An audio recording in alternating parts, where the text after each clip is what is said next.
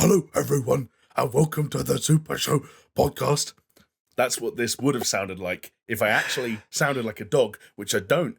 Thank you very much, Mr. Jones. This is what I actually sound like. Nice, clean, pure, lush vocals, warmly welcoming you to the SuperShow podcast, episode number 129. I'm your host, Jamie, back to represent myself and represent my voice and do myself justice. No thanks to either of you two. Firstly, my sworn enemy from now on, Mr. Jones. I would ask you how you're doing, but I don't care. Sorry, all I can hear is like barking. Oh, great. Hello, Jonesy. How are you? I'm well, thank you, mate. It was very nice to see you in person this week. That maybe people don't even know about yet. Ooh, spoilers. But no, it's good to see you again on the little screen as well. So I'm glad to be here with Christoph. The whole crew are back. It's been a few weeks. See, I actually prefer this because on Discord, if I hover my mouse over the screen, I actually get your names in the corner so I don't forget your names, which is a problem I have when we are together in person. Like Chris, when I did see you this past weekend, I spent the whole Kevin Conroy? Crispin Glover. Crispin Joannidis. How are you, Crispin? Yeah, I'm very well, thank you. I'm just glad that we got the team back together. All right, it's a full house, baby. Yeah. For the viewers, I'm going to pull out one of these. Oh, a bit of a Nick Cage. Have you watched that movie yet? Not yet, man. I'm dying to watch it, but I think it's on streaming or one of those things where it was in the cinema one week and you can watch it online. I'm so behind on. I've got Matrix downloaded on my internals, and I still haven't watched it. Yeah, you still haven't seen that? Wow. Hey, but you know what? It's my birthday soon, and I will treat myself to just watching it. That's the best birthday present you could possibly give yourself. When in doubt, give yourself the gift of the Matrix. But yeah, Jamie, hold on, because you've been away. So how was your peacekeeping tour of the Ukraine? Do you know what? It went really well, really effective. The numbers are way. Should numbers be up or down? The numbers are great. Oh, depends. The numbers are great. Okay. The numbers are great. I think I understand kind of what's been happening in the Ukraine. Yep. It was an effective meeting. I met Mr. Putin, and let me just say, I would take a bullet for that guy. Wow. I want to say immediately, that's a deep cut reference to an interview that a figure who is, I presume, known quite well in the UK and maybe not in the rest of the world, did on British television, I think, this morning. So I want to immediately retract that comment and say that was a joke at the expense of Bernie Ecclestone, whatever his name is. Bernie Ecclestone? Did you not see that interview? Was it legitimately Bernie Ecclestone? Yeah, it was Formula. He said he's a good guy and he would take a bullet for him. Yeah, he says he's like a class act, and he said word for word, he said, I would take a bullet for him. Man, what is happening with the Formula One house? With fucking, was it Piquet who was like... Nelson Piquet, yeah. Said all that bullshit? Like, man. Oh, yeah. Anyway. I was... Okay, let's not get into that. You know what? That's a good idea. I apologize. Hey, fellas, guess what? We're a gaming podcast, right? We haven't even said it yet. Yes. Games. We're a gaming podcast. We're available on all kinds of platforms that are gaming friendly or gaming adjacent. That includes YouTube. You might be watching us there now. If you are, you can go down to the comment section, leave us a little comment. We do read them, and we pick out our favorites to be a comment of the week. If you're also there, like the video, subscribe, all those good metrics. And if you don't want to watch the video because you don't like looking at us, then there are also audio platforms you can check this out. We're talking about platforms like Spotify, iTunes, Google Podcasts, all kinds of places. Go download it, live stream it, use up that data, because I promise you it will be worth it. And if you don't want to do any of those things because you're a bit more old school, Paisley Radio is the place to be. PaisleyRadio.com, Thursdays at 10 p.m. That's digital radio, ripe and ready for your ears. And we're beamed out that date once again, Thursdays at 10 p.m. It's repeated on Mondays in case you missed it, but you really shouldn't. How was that? Love it. There we go. Absolutely smashing. To the point. I wanted to get as much distance as I possibly could because already within 7 minutes I was accidentally quoting people saying they sympathize with Vladimir Putin, and Chris was going down racist comments made by former Formula One drivers. I thought, you know what, we just need to drag ourselves out of this mess. Yeah, we just needed a hard reset. I like it. Yeah, you know what? I've got a good reset for you guys, fellas, because as we know, we are the best gaming podcast. I mean, a lot of people might not understand this or know it because our viewership and listenership is not that great, but hey, you know what? Our questionable pedigree. However, having said that, I mentioned it before, we quite often are a top 100 podcast in the places that matter, like the UK and Denmark. Okay, this is like important stuff. But fellas, each at the start of each week, I get the numbers coming into me, the charts, okay, direct to my inbox. And we had a bit of a milestone, I thought, this week, because we've cracked the top 10. I mean, hell yeah. no matter how you look at it, that's in Japan. I mean, Japan's a big place, Jamie. It's a home of video games. It's a home of video games. It's where it legit. should matter. It is legit. They also don't speak English, so this that's is why it's a little bit dubious. But I mean, I'm fucking so stoked about that one. Like the fact that we are a top 10 gaming podcast on iTunes. So it's not even like, oh yeah, you're top 10 on fucking Wibble Wobble FM or some shit like that. Like, no, fucking the iTunes chart. We're number 10 in Japan. So for those like, it's when you find out that iTunes isn't in Japan. Yeah, it's just like someone using a VPN or something. Like, fuck. Hang on. Yeah. Are you trying to say I spent 2 weeks in Ukraine and we didn't even chart there? Exactly. You scared him off, buddy. They got so much free time that, like. Do you reckon, like, in the States they were like, oh, if there's a terrorist like lockdown, we'll just start like pumping like, was it like Mariah Carey music through the tannoy, and to try and like annoy them to give up. Yeah, you play it long enough and then they just get annoyed and they just leave. Maybe that's what we should do in the Ukraine. Just play like SuperShow. Yeah, sure. Yeah? No, but they'd love it and they would stay. We need to do the opposite. We need to play them something really annoying so that they leave. Just on repeat, just play that, get a soundbite from I'm Re-Pac from Game Theory, and just play that on repeat. I just think we get your version of you doing that. That's all we need. You sound like a South Park character when you do it. Yeah. But it's just a game theory. Just keep playing that. Do you want to know what else is a game theory, or is a theory about games? This podcast is let me let's workshop this. Okay, stay with me. Oh God, we're trying to get from A to B. A is Jonesy referencing Matt Pat from Game Theory. B is this podcast being theoretically about games. So there's the A to B. What we need is the mumbo jumbo in the middle. Any ideas? Just work. So hold on. I do profusely apologize. What was the A and B again? That we have to kind of like connect with the thread? That was not the question I was looking for after asking for your help. How's the comment of the week sound? Let's jump straight to C. C for comment. Yeah. Let's do it. Yeah. Love it. This one comes in from Eisen Sosuke, who sounds like they could be Japanese. Maybe that's one of our top 10 listeners. Or is it? Am I allowed to? I think you've just. I mean, hey Jamie, I think you're onto something, but that could just be a theory. A game theory. Okay, great. Now we've gone. Okay, we brought it back around. Okay, no, it's perfect. A retrospective. It's like Primer. We've closed that loop, and now it's like clean. We can move on now. There we go. It's like one of these. Right? Oh, well, see, that's not so much as like a closed loop as much of like an open loop. The loop being the you know. All right, what's his comment, fella? From Eisen Sosuke. Now that I said that could be a Japanese name, that actually sounds. I feel like that's an anime reference, isn't it?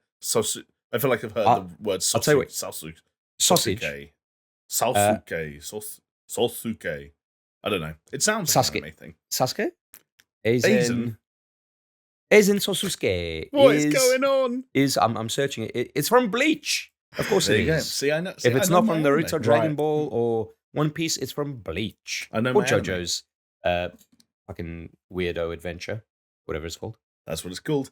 Eisen Sosuke says, this God of War situation has really gotten out of hand. This could end bad with the community pissed more than ever, and 3 of the biggest insiders take a hit to their credibility.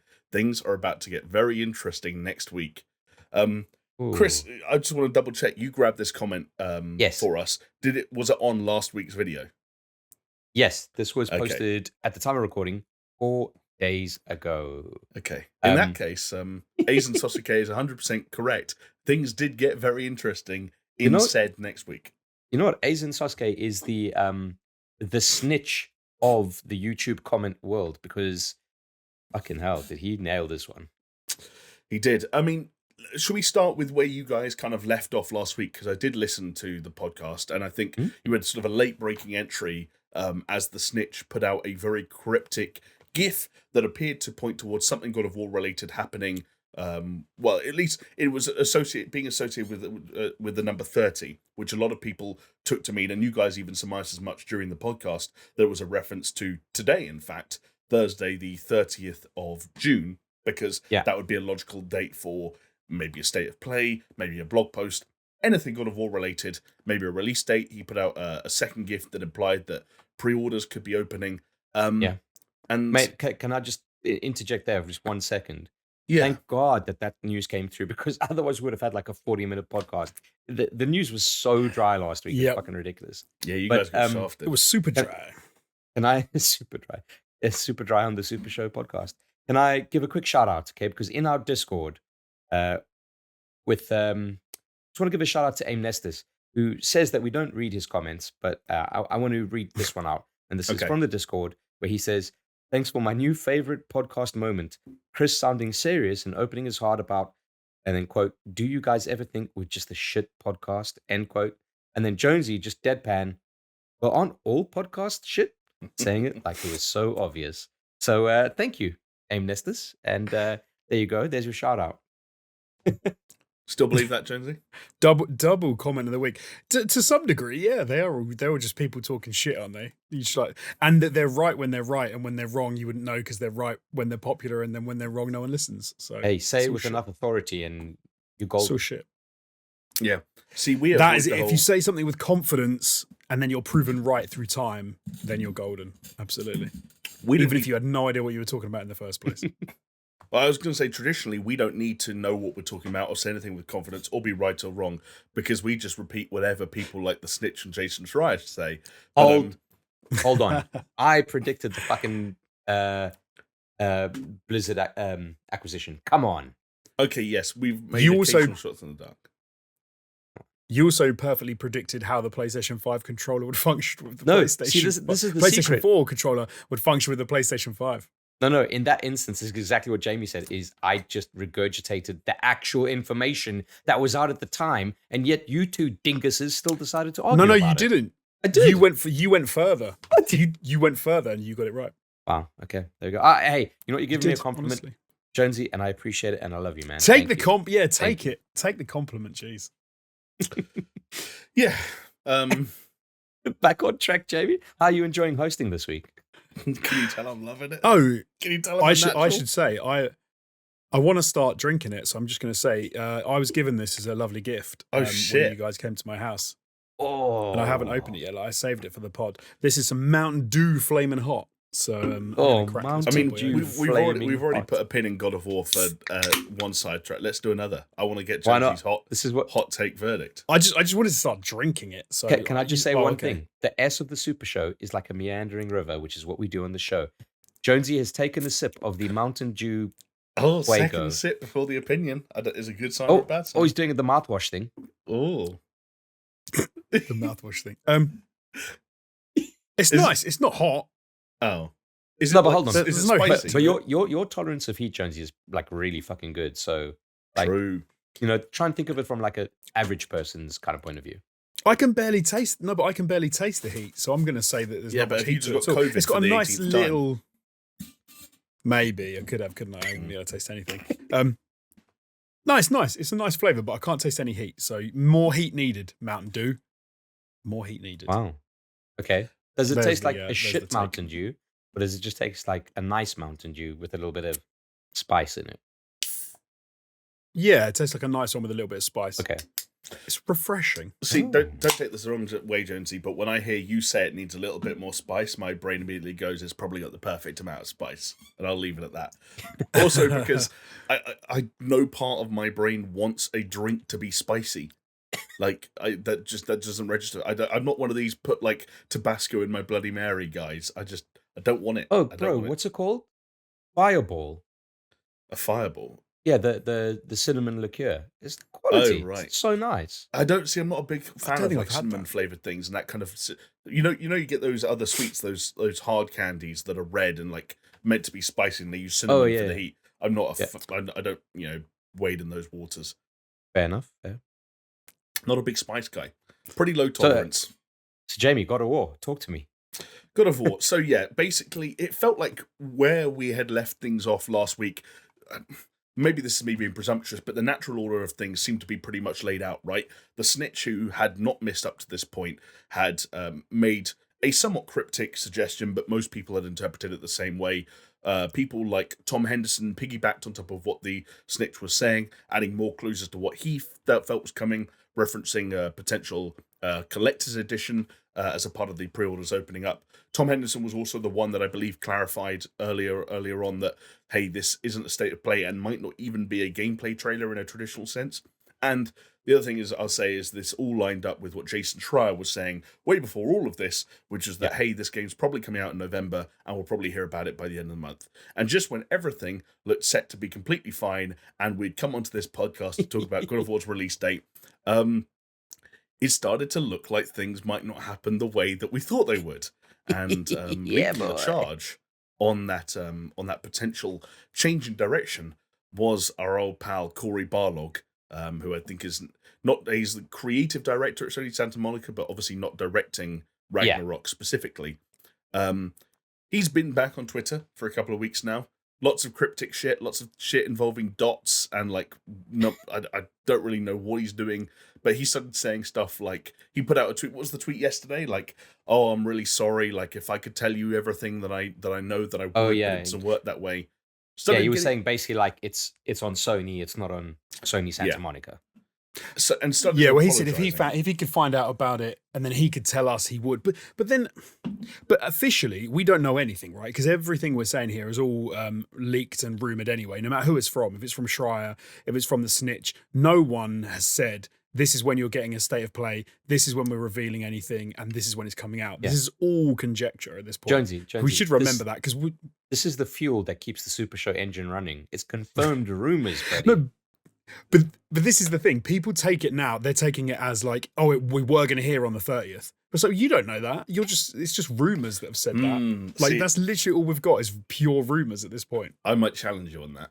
Well, because it, like, without jumping the gun, it reminds me of the Nintendo Switch Pro situation that we dealt with on the podcast a couple of months ago, and that idea of can there be this much smoke without fire? And do people like Jason Schreier write articles for Bloomberg.com if they are, I don't know, not wrong, but let's say gravely misinformed? But anyway, as Corey, so one thing you have to understand about Jamie is Jamie's opinion of Jason Schreier is like Richard Nixon, in that when Jason Schreier says it, it's true, and if he says it, it makes it true. No, that's not. That's so not that's the what case. You've got to remember. I love your Richard Nixon, Jonesy. I am not a leaker. I'm not a crook. I did not say a fun twist on an old classic. You guys get it. You're with me. I would like an opportunity to. But there's a lot of smoke. To be fair to what you said, there is a lot of smoke around all these. Fellas, it's laser. The laser beam grid. Okay, if one of these people, they open up their mouth and a laser beam comes out of their mouth, and another one takes down their trousers and a laser beam comes out of their penis, and another one takes off their top, and two laser beams come out of their nipples. Okay, individually, it's just fucking weirdos with laser beams coming out of them. But when those laser beams intersect. Those intersections are what make it all real. Okay? Okay. So, speaking of going back to someone who with laser coming out the end of their dick, Cory Barlog, the laser dick himself. Yeah, so as we mentioned, he was kind of slightly putting a dampener on things yesterday. Turns out that there was good reason for that, as in the last 24 hours, people, including Jason Schreier publicly and Tom Henson publicly, and the snitch supposedly behind the scenes, if you believe some reported on DMs that he has been getting stuck into, have basically retracted their suggestions that something might happen on a Thursday. Indeed, we are now recording at 11 p.m. and it doesn't appear like anything at all of any worth or note has happened today. That has also led to a number of fans sharing their unhappiness and their their frustration, let's say, at the lack of news and the lack of information out there about God of War Ragnarok. In some cases, going to bizarre lengths to share that frustration. Cory Barlog earlier today had to quote tweet and amplify a tweet from a female employee at Sony Santa Monica, imploring quote unquote fans to stop sending dick pics to their female employees of Sony Santa Monica while asking for the release date, which if that's not an indictment of where we're at as a culture, I don't know what is. But is it worse to say? Because usually I was surprised by this. Because usually the reaction is sending death threats, but now it seems like as a society we've evolved.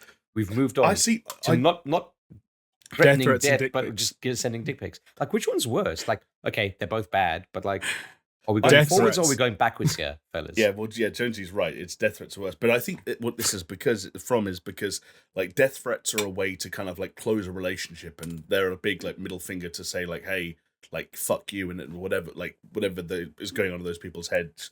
With this, they're still trying to get something out of them. They're trying to maintain some kind of a relationship or some kind of they want it to be a two-way conversation. They want to send a dick pic and get a reply back that says the 4th of November. It doesn't work that way, but that's and so. Oh no, they want the 4th of November, big boy. Why don't you come on over to my place? Exactly. The game's coming out on the 4th of November. Also, let's go fuck. Jesus, I don't understand this, dude. This is like so beyond anything that makes any fucking sense to me. You wanted to harass, never make sense though, right? Like, yeah, no, they don't. Like, I was even surprised that they included it in an episode of Succession. It was kind of like, oh, okay, you went there. That's really weird. But I don't see. I'm surprised that you guys are surprised. I'm surprised that anyone is surprised. The internet is so big. There are so many weirdos out there that the proportion of weirdos online is going to mean that some weird stuff happens, and people think that it's normal people doing it, and it's not normal people. There are absolute psychopaths who log on every single day, and their brain says, "Do you know what she really wants? A lovely juicy dick pic, and if I give it to her, she might send me the God of War Ragnarok release date." Oh, hey, it's a well-known fact that all God of War fans have juicy dicks, and I can I'll prove it to you guys later. Check your DMs. Wow. Okay. It looks a little bit ashen, and there's like a red streak on the going down it. I've just come back from Ukraine. down past the middle, the singular eye. Yeah, that's the way I style it. That's the way that when lasers come out the end of your dicks, Chris, weird things happen. Like as we've established. So, but yeah, like I guess we're all agreed on the dick pic side of things, and the fact that they're for as much as it does make sense, some amount of sense in terms of the depths the internet can reach when the sheer volume of people that have access to it. If we rewind a little bit and talk about what's actually happened here, the predictions for that Thursday, like the thing that Jonesy was referencing, that apparently people like me take the words of the likes of Jason Schreier as gospel, and then these things don't happen.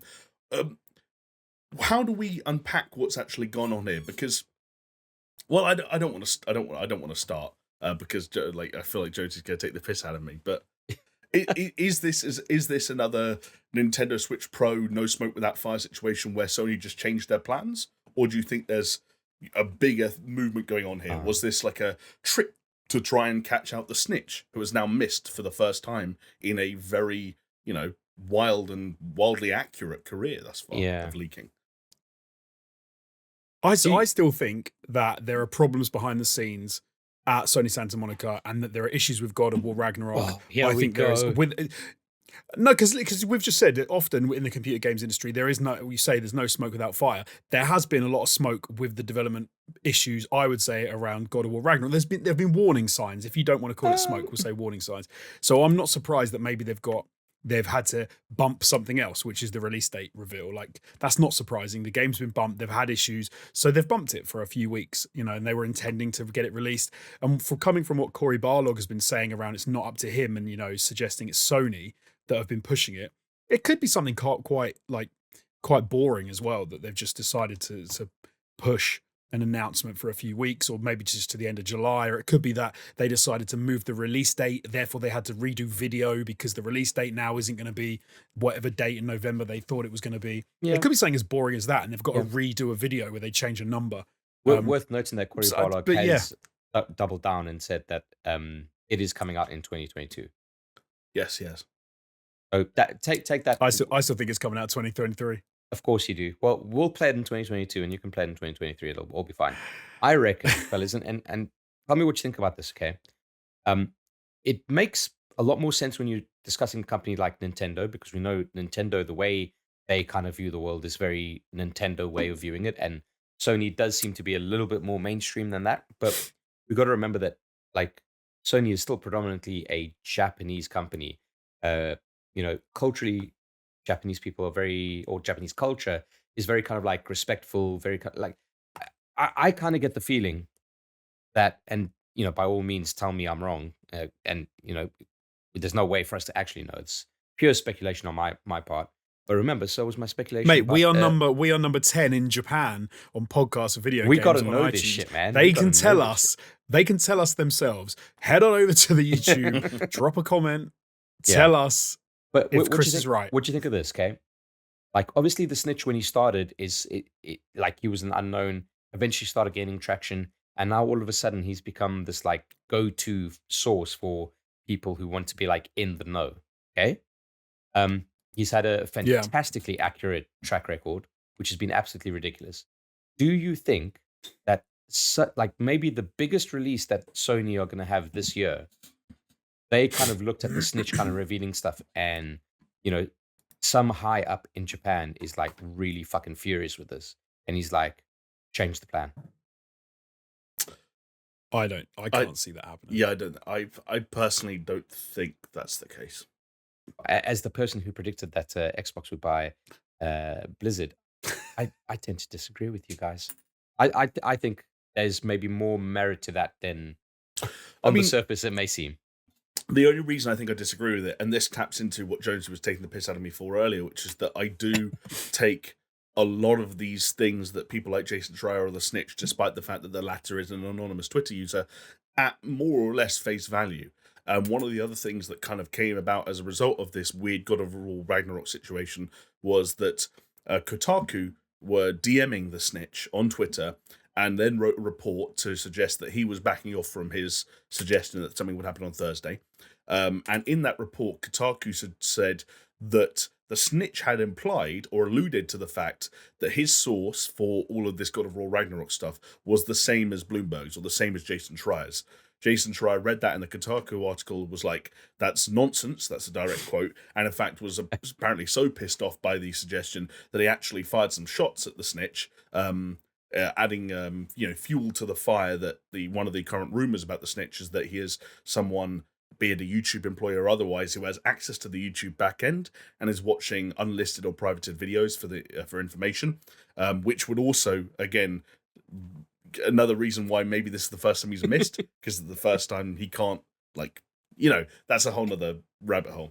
But then Jason Schreier and the Snitch got chatting in the DMs, and I'm sorry, I know this is all inside baseball and it's kind of weird, but they started chatting, and Jason Schreier saw screenshots of the DMs that the Snitch had shared with Kotaku and found that the Snitch actually never made such an allusion. Kotaku seemed to manufacture that somehow and have since removed it from their article. So, hold on, so you're saying Kotaku manufactured information? I'm saying, Chris, believe it or not, there might have been some ropey journalism at the coming from Kotaku.com. Well, it's a first for them, right? Like, they're usually bulletproof reporting. But basically, long story short, I love that Schreier was annoyed that his source was going to someone else, and he was like, "No, they aren't." But how could he know? I think he was more annoyed about the speculation. Yeah, and I think also, like, Jason Schreier is can be, especially on social media, can be like a hot-headed, very proud dude. Like he hits that block button faster than just about anyone else out there. I think if he is he sees himself at least as a hardcore journalist. He upgraded to Bloomberg. I think he holds himself in a pretty high regard and is very careful about his work and takes a lot of pride in it. And I think he has probably got a lot of contacts and a lot of relationships that he's built for years, because he was the king of the shit when he was ironically at Kotaku, and that's how he built a lot of his reputation. I think if you had a source at Sony or PlayStation who had been like a close buddy of yours for years and helped you out with stuff here or there, but maybe didn't tell you everything and gave you tidbits, and all of a sudden they were helping out this anonymous Twitter user who blew up last month, you'd be like, Like, what, so just anyone can come along and do what I do now? Like, you don't have my sources. I work for my sources. Fuck you. That kind of I wonder if he called the source and was like, have you told the snitch anything? I wonder that and as they're well. like, because how else would he know it was they're nonsense? like, no, I didn't, Jason, I promise. Yeah. Jason. That's the thing.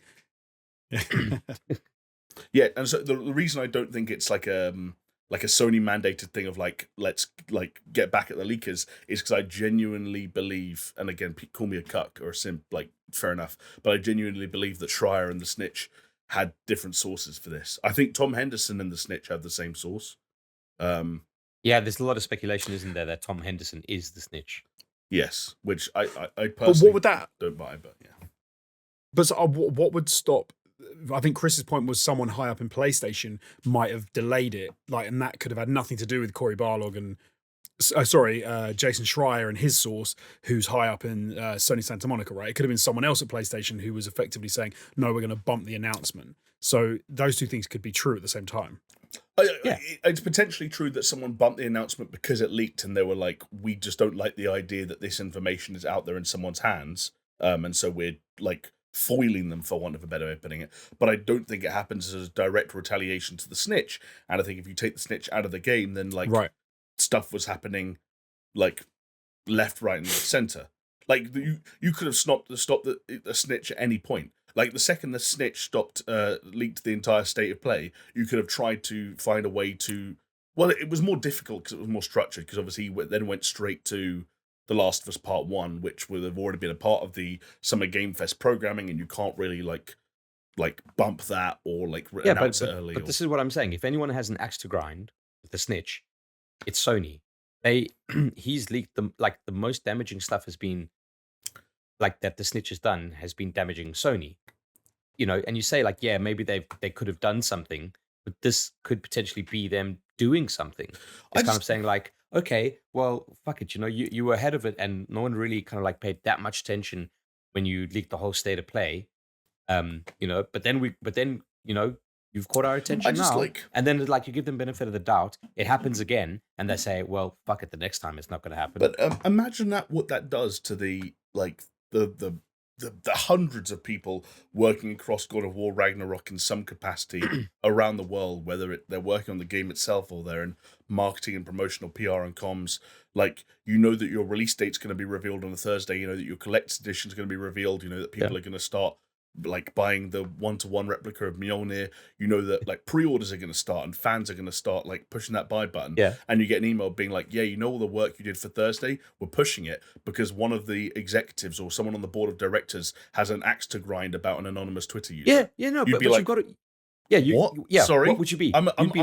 We're the marketing department. We structure all of this. We've been planning this for months. It's going to be this, Jamie, because they don't contact the marketing department. Who do they contact? The creative director. The creative director goes, "What the fuck? This is bullshit. What about? I'm going to have to fucking put out a fucking tweet now saying, please, you know, I'm really sorry. If I could, I would, but it's not me. It's Sony." See, You've just proved my point. No, I think he put out the tweet because I think it was planned for Thursday. I think it did get delayed, but I prefer Jonesy's reasoning, which is that it's something boring. Because it always is. You know, to be fair, it always is. It's literally exactly what Jonesy said. Like, a date got changed, a trailer had to be recut and re-exported, and they were like, well, we can't do it Thursday. Yeah.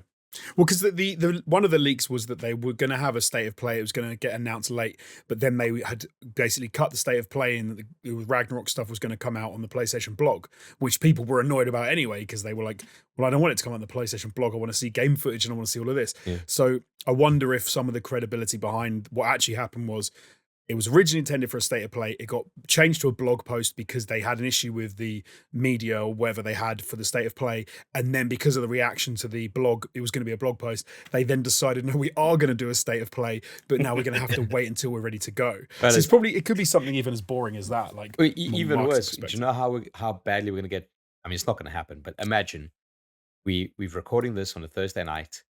You know, we edit it on a Friday. It goes up on a Friday. On Friday, they announce the state of play and they do all the reveal, and all of this talk is redundant. That would be very Wouldn't nice. it just be the It could absolutely happen. Yeah. I mean, I don't think it's going to happen tomorrow, but I still think that's mental. the most likely outcome. Like, I'll get you, like, to put a bow on it, and I'll get you guys your sort of like your wrapped up thoughts as well. But like, for me, what was meant to happen today happens at some point. It could be as soon as next Thursday. Pre-orders open up. The rumors about the collector's edition, which apparently called one of the version will be called like the Jotnar edition, and will have that aforementioned 1-to-1 replica of Mjolnir. Which also, I'll say this in like small font because some people might be saying this, but this is pure speculation. I think if Mjolnir is the collector's edition replica item, the Mjolnir is usable weapon in the game. That's my hot take. Yeah, I'd agree with that. And yeah, that makes me sad because like, why do you need Mjolnir if you've got Leviathan Axe? It does pretty much the same thing, except for maybe lightning, baby. No, because they really liked Avengers Endgame, where Captain America out of nowhere has the power to wield Mjolnir, and there's going to be something where Kratos, like the Leviathan Axe gets destroyed, and Kratos is completely unarmed, and he's like he's surrounded, and everything's going wrong, and he just puts his hand up in the air, and you just hear. And a whirring, and then Kratos catches Mjolnir, and it's like, oh shit, Kratos can wield Mjolnir, and then he's worthy. And then he destroys everyone, and there's lightning going everywhere. I bet you it's going to be, I reckon you're right. It's going to be some kind of a plot point where whatever happens, I don't know what happens with the Leviathan Axe. I'm so excited. But it's going to be a case of like, let's say Kratos manages to pick up Mjolnir, which means he's worthy, and then that makes Thor kind of change his mind about trying to kill him. Maybe. Okay, maybe potentially Thor becomes a good guy. Maybe. Or I mean, we don't even know. Maybe Thor isn't the antagonist whatsoever. One thing that does lend some amount of credence to that is the fact that like this is we know that this is like the last Norse God of War game. Like this is it. Yeah. They're going to wrap up the whole thing in this game somehow. And like Odin's in this game. And like Odin, I forget what the dude had been in before, but the casting for Odin, like it's like a big boy actor. So like, I don't know. We'll see how they play out the Thor Odin thing. See how they play it out. I still say it's going to get delayed until 2023. And none of this adds any credibility to the idea that it's ready. They just have to get everything ready to go. Like all of the rumor, speculation, everything. We said that if it's not announced by the end of June, then it doesn't look good. And the only reason we've changed, and you both have changed your outlook on that, is because all the little leakers have come out with their little dates and their little, I've got inside scoops and I know stuff. But they've been wrong on this. They were wrong on the release date. I've said it way before then. I thought it was going to come out this year. Come on. Yep. And also, like, yes. To be fair, yeah. And not can I just give? I'll just interrupt. So I googled Odin God of War actor. Okay. Yeah. And it's Richard Schiff, who the Schiffmeister. The Schiffmeister. I don't know what he's been in. Google have these like suggested things on the top, and it says Odin played by, and the very first thing that comes up is Bob Hoskins. I would love Bob Hoskins to be. Wait, he's Odin. Dead, isn't he? Oh, Richard Schiff. Yeah, Bob Hoskins is dead, isn't he? They bring him back from the grave. A posthumous appearance from. So Richard Schiff. Richard Schiff. Yeah, you'll recognise him. The West Wing. I'll put a picture of him up. He was Emmy Award-winning actor from The West Wing. Oh, this dude. I'm trying to think what the last. He was also in Jurassic Park: The Lost World. And The Good Doctor. The Good Doctor is what I think I saw him in most recently. I Am Sam. Fucking I Am Sam. Oh my god. Yeah, with Sean Penn. But you do have a weird. It is a weird now. It's almost like all self-referential, and all of these people like leaking stuff, and all of that, the dates coming out and stuff. You really have no bloody idea what and when and who said what and everything. True. It's like, because we're saying there's no smoke without fire, like the Nintendo Pro, but there's nothing come out since then about the Nintendo Pro. Yeah, that is a weird one. Potentially, although, actually, that was pure smoke. There has been coming out, Jonesy. I'm glad you brought it up because it actually came out. I read about it today. People are back on the rumor wagon, whether it's a Switch 2 or a Switch Pro, because apparently Nintendo is starting to hoard, what was it, like rare metals for production. Right. So basically indicating that they're about to ramp up production of something. Yeah. But hey, again, like maybe what they're ramping up is a production of like dildos. Who the fuck knows? You know? Yeah. The other thing that muddies the waters in all of this, and this is exactly what Jonesy and I argued about the other week, so I don't need to go into it again, but like, and maybe Chris, I get a sort of your opinion on this because I don't think you were there for that chat. But in my mind, assuming something was planned for Thursday and then got today and then got bumped, which I believe is the case, then in my mind, Jason Schreier and even the snitch in this case were right by definition. All right, back to this, yeah. Yeah. Do you like, how do you feel about that? Because Jonesy and I don't quite see eye to eye on whether or not someone should lose credibility over something like this. Because this is exactly what Jonesy like warned would happen. That they like that, yeah. Well, so and it has credibility. It I think in terms of the snitch, it has. Jason Credibility down. A little bit, yeah. Interesting. From a general consensus, but I think if you think about it deeper, and you realize that it was a rogue Sony executive that got pissed off with the snitch and then pulled it, it makes a lot of sense. But yeah, like if you're saying like what do these guys all have in common? What is their like biggest strength? It is credibility and how often they are correct. And as soon as you start attacking that, then you can start kind of like start cutting off the heads of the Hydra, as it were. Yeah. So you're talking about in terms like them being right in terms of a November release. Is that what you're saying?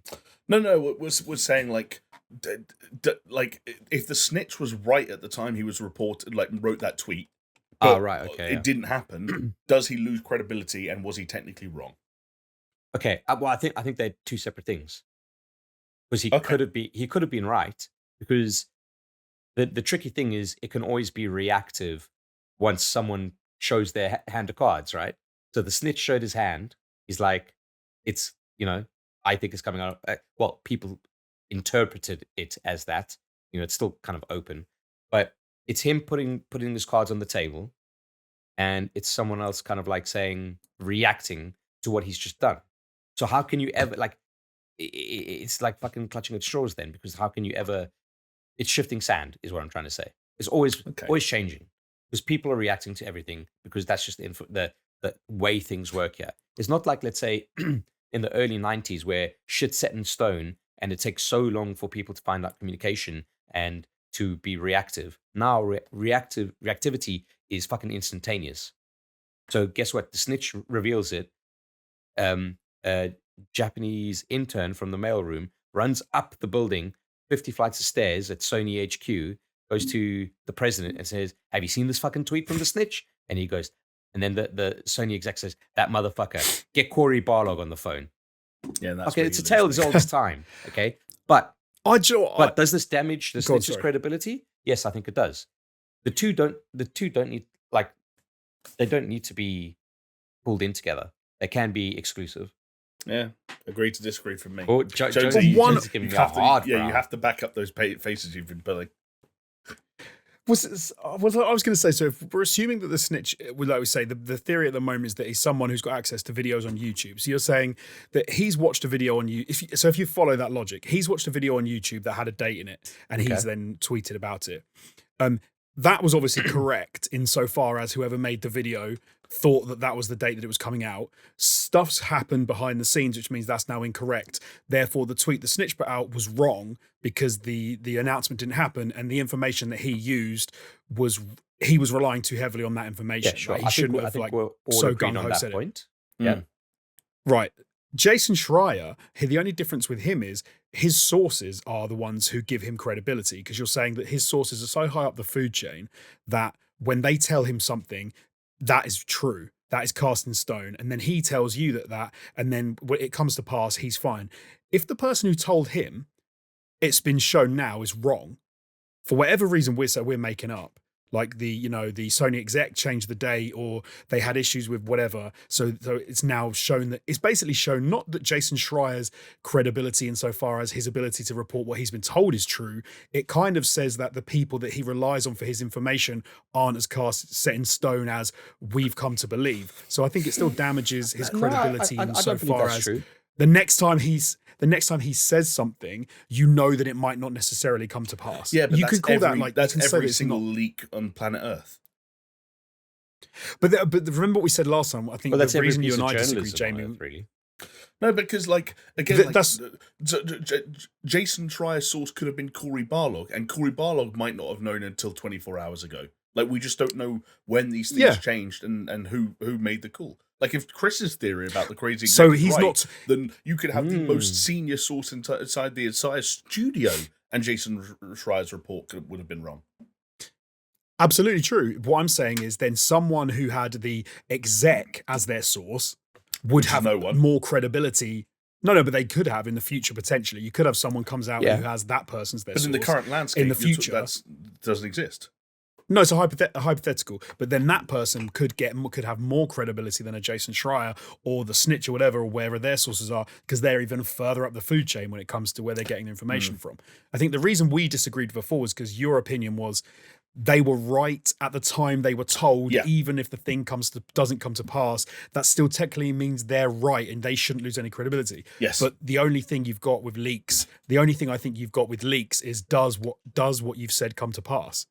Surely that's the metric you have to use. For me, and this otherwise, to your by your definitional way, Jason Schreier could be wrong about everything he says from now on. Yeah, but he would still never lose any credibility. Correct. And it all comes down to the way Jason Schreier words every single article he's ever written, and it was true of the God of War things. If you go back and read them now, he doesn't say what's happening. He says what his source says is happening at the time that he's reporting it, and that's why he's never wrong. Yes, and then at the end he says, "But obviously, computer games they can change, and I might be wrong." Do you want to know like the way I think about it? Like, no, I don't mean personal credibility. I'm not saying I'm questioning his personal credibility. I don't even question his professional. For me, whenever I read a report about a leak, it is hard coded. It is embedded within that report that the writer is like speculating on the information they've got at the time that they've got it. And if you don't think that's going to change in video, put it this way: we used to work together as a team in video production, and in video production, we would produce multiple videos a week as a team. Working on each one for an average of a couple of days, let alone a couple of years. And also, they were often being worked on by 1, 2, 3 individuals, as opposed to teams in the hundreds or thousands. If, for whatever reason, that information was valuable enough that someone within our business at the time wanted to become a source for a journalist and leak information about what we were making it, when those videos would get released, like what days and what times, and like what order things were going to happen in, even talking about projects on that scale that are made in a couple of days by a couple of people, that source would have fed ultimately incorrect information to that journalist multiple times a week. And so, of course, let's say I'm the source, and I'm saying, hey, Jonesy's all-time gaming video is going to come out on Thursday at 6 p.m. And they'd write the article, and then later that afternoon, you go up to Simon Garber. People don't know who that is, but he's a person we work with. And you go, Simon, can we put that video out on Friday instead? And he go, yeah, cool. Because that's often as simple and as casual as his conversations are. And all of a sudden, was the source wrong? No. Was the reporting wrong? No. Is the reporting out of date? Yes. Is that a risk when you're reporting on these kinds of endeavors? Absolutely. And that was something that happened on videos that were made by or edited by one person in 2 and 3 days, and deadlines changed all the time, and projects changed all the time, and titles changed all the time, and thumbnails changed all the time. And if you think that shit doesn't happen when tens of millions of dollars are being spent on video games that hundreds of people make over the course of years, then you got another thing coming. But your argument makes no sense, because it basically means that anybody can get any source they want from any company just to say things that they believe to be true. Because at the time that they were told it was true, and you could report whatever the hell you wanted. Hold on. If you found someone who believed that, if there was an audience for the reporting, and you would, and according to you.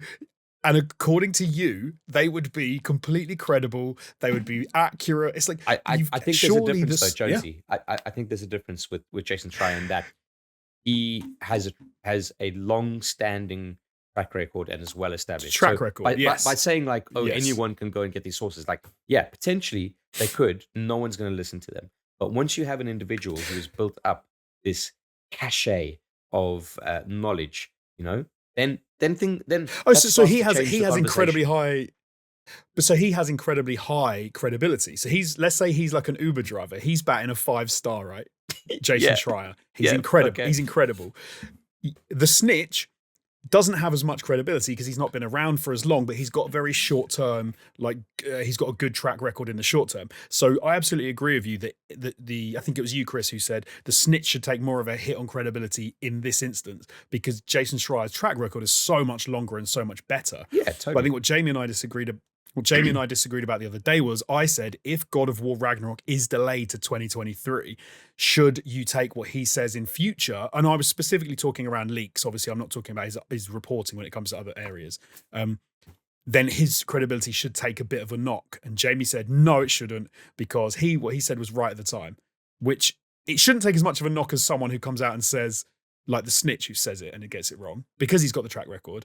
But I think it should still take a little bit of a knock. The reason I don't think it should take a knock is because I think that pushes the idea that Jason Schreier is like, let's move away from credibility and like believability or the likelihood that something he writes will happen. Like it's at a 90 now, and if it doesn't happen, it gets knocked down to an 80. My thing here is that it shouldn't get a knock because you should already read those and have them as a 65 in your head because of the enormous room that for things to change beyond the scope of what he knows or his sources know. And I think, as I said, for me, that when I read them, that is hard coded into every single bit of reporting he ever said. I watch Jeff Grubb's daily news morning show every single day. The reality, you just can't take what these guys say at face value because they're reporting on the information they've got, which is only relevant from who they've got it and when they've procured it.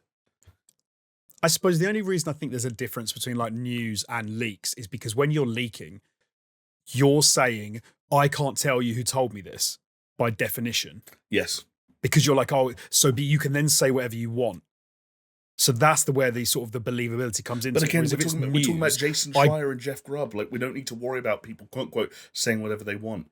Like, if a new journalist popped up tomorrow, the Snitch. The Snitch is a better example. The Snitch had the Snitch is a better example. The Snitch's leaks were incredible. The Snitch's leaks were better than anything Jason Schreier's done for years, and he did it for like 2 weeks in a row. He leaked an entire state of play, and he wasn't wrong. Yeah, that was anyway. That was mad. I've got to cut us off now. And he wasn't wrong. I'm doing a bad job of host. Clearly, there's a lot to break down and to discuss here.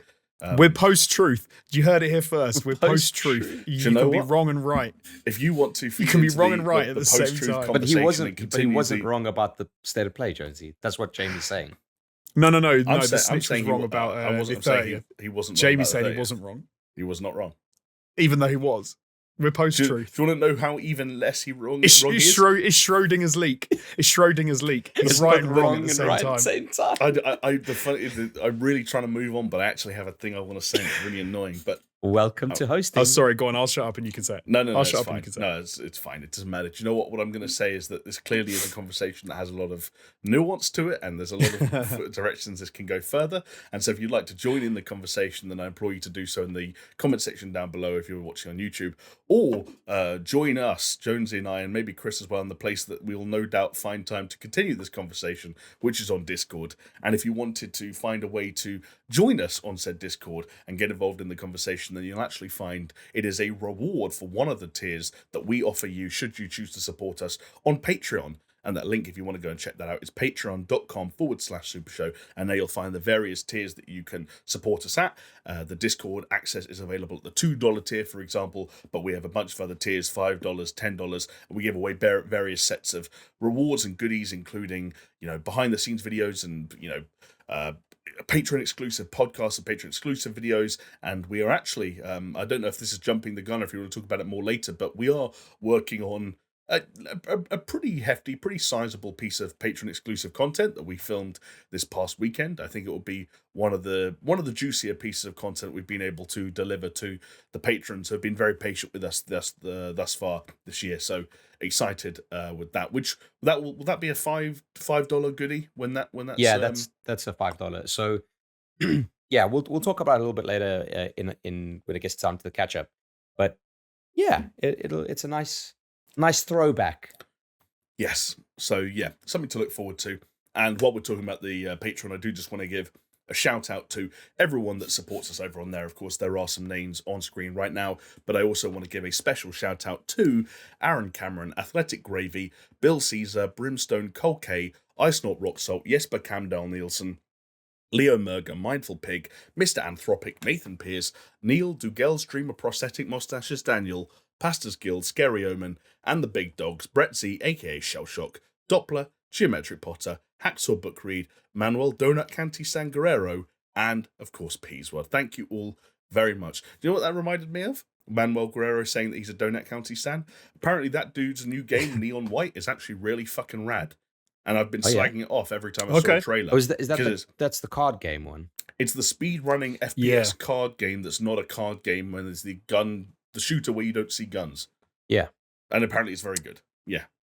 Who'd have thought? Yeah, we were saying was it the Xbox showcase that they had it and it looked really weird and we'd seen it before and we were like, maybe not, but... No, it wasn't Xbox, apparently it was Summer Games Fest? Yeah, mate. Oh, was it Summer Games Fest? They all blend together. Yeah. True. E3 season, baby. But yeah, big shout out to the patrons. Love you all. Yes, thank you all very much.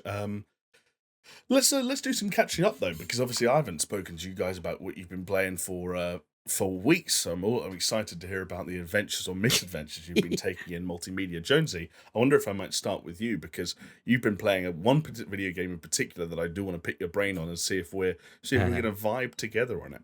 Mm.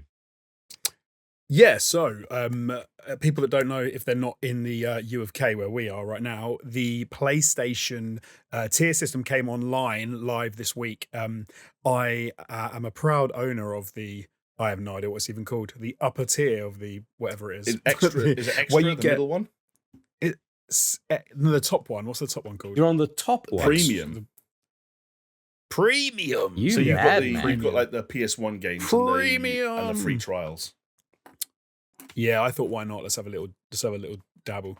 But in part of that, you do get like a whole load of other games that you can download and stuff. And one game that you can get, I don't know what tier, if it's on all tiers or just the top 2 tiers, is Returnal, which is a game that I'd wanted to play for a very long time.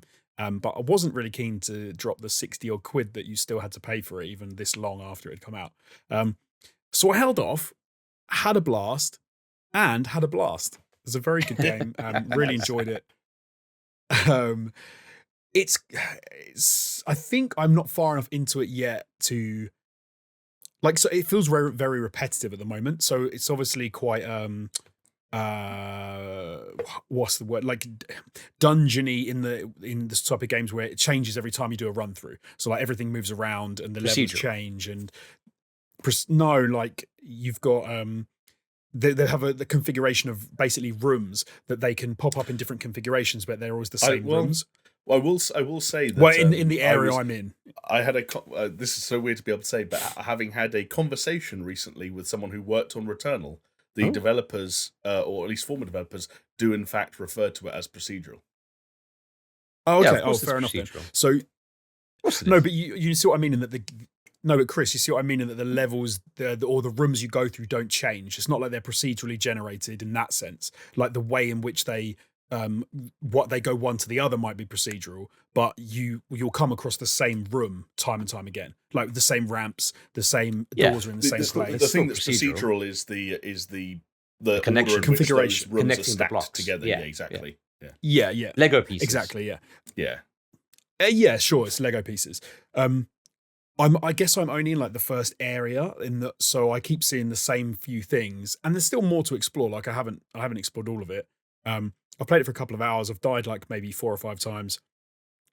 It feels a little bit repetitive at the moment. Like you do a lot of killing similar sort of enemies, and trying to just find new things and unlock new things and get access. So I've got like the melee sword, the energy sword that you can now go through different energy gates and plants and whatever.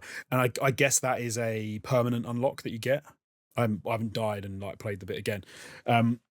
But no, it looks great. Like it's a really slick game and it works really well. Feels really nice. The combat feels great. Nice dual sense. It is quite. Yeah, absolutely. Oh, I've got a bit of drift on one of my DualSense controllers, which is horrendous. So that was pissing me off. I was noticing that a few times. But But no, yeah, really, really cool. Really enjoying it. I've been in the house once, so Right, I've had a bit of the sort of horror elements to it and the sort of the freaky deaky what's going on in this world feelings. But I'm glad I waited for it. I'm enjoying it. I'm gonna stick with it and see how far I get. nice. Plus, you'll I get to suppose. play Um, Stray soon. That's going to be part of your plan. Yeah. I'm And I legit. do want to Yeah, play that as well. I'm That looks playing really cool. Stray fucking day one thanks to this shit. The only other thing I've played a few things, but the only thing I'll mention is after seeing Maverick and thinking it was like really kick-ass, I decided to re-download Microsoft Flight Simulator and download the Maverick pack that came with it. And then I hooked my VR up and I had a little blast in VR flying I can't remember what it is. Is it an F-35? I can't remember the planes they fly in that. And I've got like a HOTAS and everything. It was wicked. Like genuinely, it was one of the most fun VR experiences I've had for sort of like quite a long time, where you can actually sit in and fly around and feel like a badass. I just wanted to be able to shoot stuff, but you can't do that. You can just fly. So, oh well. Yeah, that's the next DLC for Flight Simulator they've got to have. It's like Microsoft Military Flight Simulator. Oh, that would. I had a little. That would be very cool. I had a little play with the Pelican as well from Halo, but it's got a bit bored. It's just a big lump. Yeah, exactly. Doesn't do much. Oh, yes, please let me pilot like this big fucking transport vehicle. Yeah, that was Microsoft Flight Simulator in a nutshell for me. Like I was like, first thing I thought I'd do is like, oh yeah, Boeing 747 London Heathrow. I couldn't even take off. I was like, this shit. Crashed on the runway about 6 times in a row. I was like, I'm not doing the tutorials. Cool. Yeah. Chris, I wonder if I might sneak in before you actually, just so please you've do. got a bit of time to, because obviously there's a lot to discuss with yours and the trimmings, and I just wanted to say that I have also dived into the new PlayStation Plus tiers, much like Jonesy. I'm on the Extra, which I believe is the middle one, which gives me access to the PS4 and PS5 game catalog, but not the retro titles or the game trials. And yeah, it's cool. It seems cool. It's not like, obviously not Game Pass level value, but there's enough recent-ish stuff and some PS5 titles on there that if for whatever reason you had held off on the likes of Returnal or Demon's Souls or even like Spider-Man, Miles Morales, Assassin's Creed Valhalla, like the full PS5 versions of shit like that, it's like you can still save yourself a good 40-50 quid if a game you wanted is on there. But for some reason, the thing that ended up taking up most of my time was I never played the PS5 director's cut of Death Stranding. So I've played like 10 hours of Death Stranding this past week, and it turned out Death Stranding is still Death Stranding. Hold on, didn't you play director's cut on PC? No, so this is the thing. Played Death Stranding on PS4 at launch, bought Death Stranding on PC before the director's cut was a thing, because I wanted to play it at higher frame rates and do mods and cheats and stuff like that and just mess around with it. Did that for a little bit before the director's cut was even a thing. Then the director's cut became a thing, and I waited so long to play the director's cut that I could have theoretically played on either, because it's now out on PC as well. But then the service that functionally gave it to me for free ended up being the PS5 version, so I am now replaying the game on PS5. Yeah, why not? Yeah. Like... And it's still very much Death Stranding, and I actually have grown to have a far deeper appreciation for all the things it does right in the gameplay department, and some of its the structural decisions and the design decisions and the progression. Just the balls. Like, I'd forgotten this, but playing it again, the balls to have one of the most annoying missions in the entire game be like one of the first, where you have to basically like raw dog carry a body up to incinerator, and it's like half an hour of like always nearly falling over, and the entire game is like, hey, we know that experience was really unpleasant, but with the next 60 hours is all designed around making your life easier, like by giving you exoskeletons and making you carry more and have better balance. It's like, what a weird way to structure a game, but I kind of dig it. It's like a quality of life simulator. But also, like, the narrative and the moment-to-moment writing is still really fucking stupid. And I just don't... There were parts of it I still didn't understand, that I'd forgotten about and reminded about, and I don't understand. Like, Right. Norman Reedus or Sam Porterbridge's mother is the president, but he, like, when he's first told about her, he doesn't know who she is, and it ends up being his mother. Right. And she's... yeah, and all the names, and I can't tell it. That is a weird game. It's Yeah. such a. It is. When I played, like, I only played half of it. When I played it, I literally, as I was going, I was like, I don't know what's going on. Like, it's so weird. You really have to ignore the details and some of that stuff because it is. I'm a consumer guy, but it's garbage. It's like it's hot nonsense. The only other things that I touched, because busy couple of weeks, but I did get time to play, as I was telling you guys on the weekend, some demos that came to Steam, and were still up as of fairly recently. That I can't remember which event in the past few weeks they were a part of, but Steam sale, like summer sale. it's something like that. But like I can't remember whether they were advertised as part of like a Summer Game Fest thing. I'm not sure. But the main reason I did it is because Midnight Fight Express, which is the isometric beat 'em up / brawler that is being made by one single Polish developer, that's kind of caught our eye. Yeah, Jamie, it's Next Fest. Next Fest. Okay, cool. Which I think is only in for June. So, by the time this goes out, like, apologies, folks. Don't get your hopes up. But no, that game had caught our eye, right? Like the last couple of times we'd seen it at yeah, for sure. Like Keely's been promoting it for a little while, and he always brings out the one man spiel, and it turns out it's pretty cool. I think the reason I dug it, you get to play I think the first 3 of maybe 40 levels, and the reason I dug it is it's far more of a power fantasy than some other recent like comparable games. It's not like super intensely difficult and like with a repeating mechanic like a Hotline Miami, and it's not like combo or like precision focus like Sifu. In fact, the closest comparison in combat terms is probably Arkham. Like it's like a top-down isometric Arkham game, but with like a lot more sort of like environmental interactivity. You can pick up and throw objects at people. Surprisingly well developed and well fleshed out skill tree, and in just the demo, like the handful of skills and perks I unlocked all made a big difference. Like one of the main early things is that Y or triangle, in true Arkham fashion, when you haven't unlocked any skills, is just just a block, and you actually upgrade it to make it be an Arkham style counter. And when you unlock that, like everything just gets more and more fluid with each upgrade, which is really cool. You get money, and then you feed into character customization. The trappings around the game seem a bit sort of like flimsy. Like the story seems bad, the writing seems bad, the menus all look really cheap. Like the menu and UI and UX design is like kind of all really, it's a bit naff. But I think the key thing to say is that when you're in the game and you're just kind of like hitting X and like fucking people up, it's as satisfying as it looks like it could be in those trailers. And I think that's just about the only thing it really needs to deliver to be a solid experience, especially on Game Pass. Would you say you reached a state of flow with the game? There's a bit of flow. There's even, again, like there's an upgrade. One of the things I noticed is like, you know how Batman, and we kind of took the piss out of this when we were watching the Gotham Knights trailer.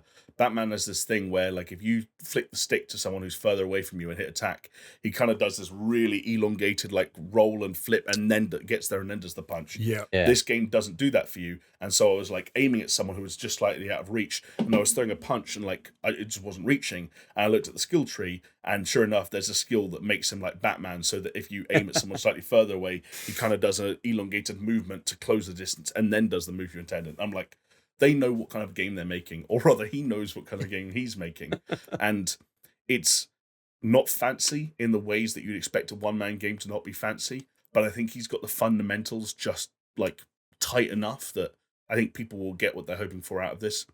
Kind of in a My Friend Pedro kind of way, like, this isn't going to set the world on fire, but if you watch those trailers and said, oh, I hope that stuff is fun to do, it's like, it mostly is. It'll be like a good 5-hour distraction.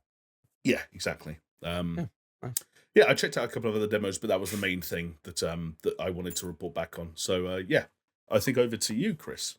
Nice. Okay. Well, I don't have much to catch on, but the one thing I do have to catch on is a biggie, because the Brain Trust managed to get together IRL. That's right. When Jamie and myself managed to go over to Jonesy's place for a bit of a barbecue and a bit of a play session, playing some spooky horror slasher thriller type game, which you may have heard of, called The Quarry from Supermassive Games. They were obviously responsible for Until Dawn, So it's this branching narrative, cheesy throwback kind of story about like cabin in the woods kind of style. So we played it. We recorded what we played. We played. What would you say, fellas? Like 3 hours worth, maybe. Yeah. Yeah, about that. Yeah. With Yeah. a few breaks here and there, but yeah. Yeah. So we recorded it kind of like it was kind of nice. Like we hadn't really obviously done something like that since ATG days, like a let's play.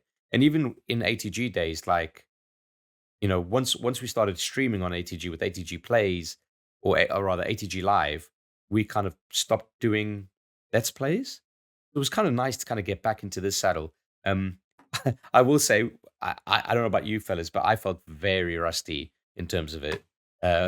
Just kind of always having to kind of like say what you see, but be entertaining. But yeah, it's Yeah. a skill in and of itself, and I'm in awe of how we used to do it. And I hope that we did it justice this time around.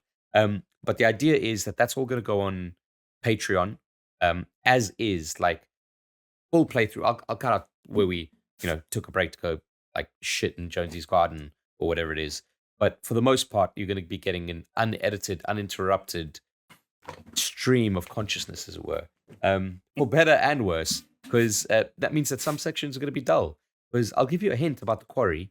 Super fun game, good graphics. I actually came to appreciate the writing and came to, you know, I took to the characters eventually. Took me a while. I warmed up to them quite nicely. But the first 3 hours of that game is maybe not the most interesting in terms of what is happening thematically. But we've reached the point where people are starting to die, and that's fun. So that's going to be up on the channel hopefully within the next week. Well, I say the channel, the Patreon. It's going to stay a Patreon exclusive, and yeah, we'll let that stew for a while, and it gives us a motivation to kind of get together again and just continue doing the Let's Play series. This kind of like a casual thing. We're not taking it very seriously. We're kind of dipping our toes again, and you know, hopefully it's not the last of its kind that we do, but definitely something that we felt would be quite nice to get done for us and for the patrons. What did you guys think of the game? I liked it. I think I agree with what you said. Basically, like the characters grew on me. I think the writing at first seemed a bit cheesy, but actually worked and was quite good. It had that sort of movie narrative thing where it starts off quite slow, and then we were building to something happening, weren't we? And it took us a little while to get there. Some of it felt a little bit like, because I was one controlling the character, it felt a little bit like slow and a bit like clunky to move people around, but I guess you need that in a horror game. You don't want people like sprinting around, you know, pulling 180s and legging it about, because you have to have some kind of terror or impending, you know, doom or something faster is going to catch you or whatever. But no, I liked it. I thought it was I guess so. Oh, worth mentioning, we were playing it on Jonesy's TV, and the contrast was maybe a little bit darker than we should have had it set to. And we could not see half of the screen most of the time. So in the actual footage, you might just see Jonesy like just constantly running into like mountains. They'd be like, well, you probably think to yourself, Jonesy, what the fuck are you doing? But we were legitimately thinking it was just a dark scene. And we're like, I don't understand. It was pitch black. There was nothing there. Yeah. Yeah. Great. Jamie, the nature of capturing and... Yeah, exactly. Like, just fucking fuck it, we'll do it live, right? But yeah, Jamie, you've been very quiet. I'm keen to hear your take. I agree with you guys. Like, I think it's a really well done one of those, which is kind of what Supermassive. Is it Supermassive or Supergiant? I get them mixed up. Whatever, Super something. Supermassive, no? Okay, good, nice. Supermassive. It's what they do now at this point, right? Like, and they came storming out the gates with Until Dawn, and with kind of all the ways that game is a sort of a pastiche and a send up of classic horror movie tropes. It nailed a lot of those, and you know, a lot of that kind of corny, cheesy B movie style writing and action, and but they kind of deliver. You know, they set the tone very early on, and they follow through with it, and they pulled together a decent cast, and I think that the early signs were promising. I think what I said to you both at the time, and what I feel about it now, is that it's a game that is designed to be played not all at once necessarily, it's too long for that, but like it's designed to be viewed at as a whole, and it's not necessarily designed for people to play it for 3 hours and then put it down for who knows how many weeks. And so like, yeah, it feels like, you know, we've watched the first 3 episodes of a season and like we've just left it there. A lot of like building towards something, but we don't know where it's going to go yet. Although we did spend half the recording just speculating about who's going to die and how and what role each person will play, which was fun. But I'm glad things like this are being made. Like in a world where David Cage still takes himself far too seriously and takes too long to make games, like these guys have kind of got a bit of a formula down and they stick to what they know, but that's fine because it works. Yeah, it works. And yeah, like I said, it's a fun kind of thing, right? Interestingly enough, there was that rumor going around that this was initially a Stadia exclusive. And then obviously we know what happened to Stadia because, you know, the future of games is not really the future of games as the way many people kind of envision it. So, yeah, I'm just glad, like I said, I'm glad it exists. I'm glad that they kind of did it. And it's definitely, I feel like they're definitely leaning into the cheesiness and the B-movie aspect of it way more than they did with Until Dawn. That's nice to see. But yeah, we'll see how it goes. We had a bit of speculation on like what is actually going on, so it'd be good to see if we were correct. I've got a bone to pick with you though, Chris, because me? You took a picture to get, I guess, kind of tease that something was coming, and for whatever reason, the picture you took and shared with the world was. It just looks like a still from a casting couch video. It's like a big couch. It's Jonesy sat there biting his lip, and I'm sat there at the front of the frame just looking up ominously at something. And it's this looks like I'm about to get fucked. Well, I mean, that's for Patreon level 50, right? So the picture clearly wasn't. So pledge. Yeah, I do apologize. But hey, that's your own fault for being so damn photogenic. Jonesy, you've got to stop sitting behind me and biting your lip, okay? Otherwise, you're gonna get caught. Oh, stop! Look at that little boy. Oh shit! Hold on. When did the male version of Belle Delphine come in? Oh. Why don't you go fuck too mad? All right, should we carry on with some? Hell yeah! Should we do news? Jesus. Yeah. Yes.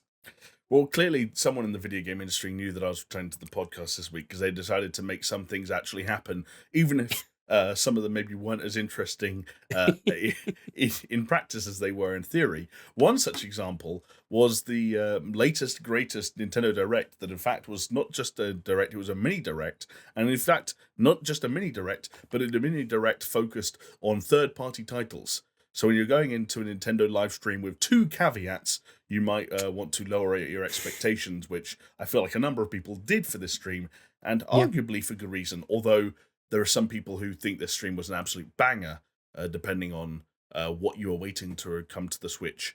I think also potentially depending on your virginity status. Yes, the 3 of us as massive virgins, I will say up front, loved this Direct. And that's because it kicked off with an absolute banger. Monster Hunter Rise, the Sunbreak expansion/DLC, is launching this week on the Nintendo Switch, and I think also on PC it's coming out day and date.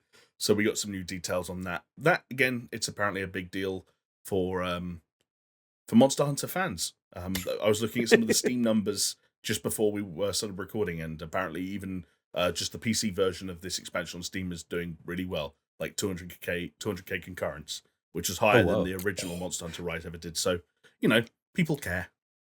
Yeah, that's every time a Monster Hunter game or an expansion or whatever comes out, I want to play it, but I just don't. You want to play it. This makes me sad. I want to because I feel like I'm missing out. I'm like, there's something everyone else is getting out of this like Monster Hunter experience that I've tried it. I've tried Monster Hunter a couple of times, and I'm like, nah, I can't bother. Yeah, no, I'm with you. Like, my brother-in-law is well into Monster Hunter. Monster Hunter. Monster Hunter is just a cheese collecting game. And now that I'd play, buddy. Just got to go fight different cheeses. But yeah, like I'm with you. Something about that kind of like core gameplay loop just doesn't interest me. I'm not fascinated by it. I'm not interested in it, which is kind of weird because like on paper you'd think like, oh, you kill these giant monsters. It's a really like tough challenge. It takes a long time. When you do, you can like create weapons and armor from their skin and bones. I'd be like, yeah, I'm up for that. What's weird is that when a free-to-play multiplayer game stripped the core idea of Monster Hunter out in the form of Dauntless, Jonesy and I and Steph at the time actually played it. But Monster Hunter itself, and I quite liked it.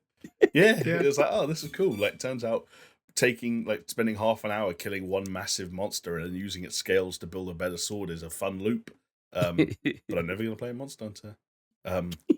We'll see. Maybe if they do a sequel to World and something big and fancy on the PS5, we can all get around to it. But in the meantime, I think what's got to happen is it's got to hit that zeitgeist in a way that like we feel we can't miss out on it. Because at the moment, like even though it's been like absurdly popular and like breaking records with each successive like release, it's never been a case of like, oh, must play over anything else that comes out at the time. No. Yeah, no, I know what you mean. For us at least. But then again, Monster Hunter fans are a different breed, and anytime there's a Monster Hunter thing, then it's like, that's the only thing I care about. True. I will say though, hey, series fan or not, do you know another game that I think should be a must play for a lot of people is Nier Automata. And a whole new audience of folks are going to get a chance to play it thanks to the End of Your Heart edition, which is coming out on the Switch on October 6th with new costumes exclusive to the Switch and all previously released modes and content that came to say, like the Xbox port and so on and so forth.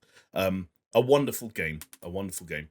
See, I've never played it, and I've downloaded it through Games Pass, but I just haven't had time.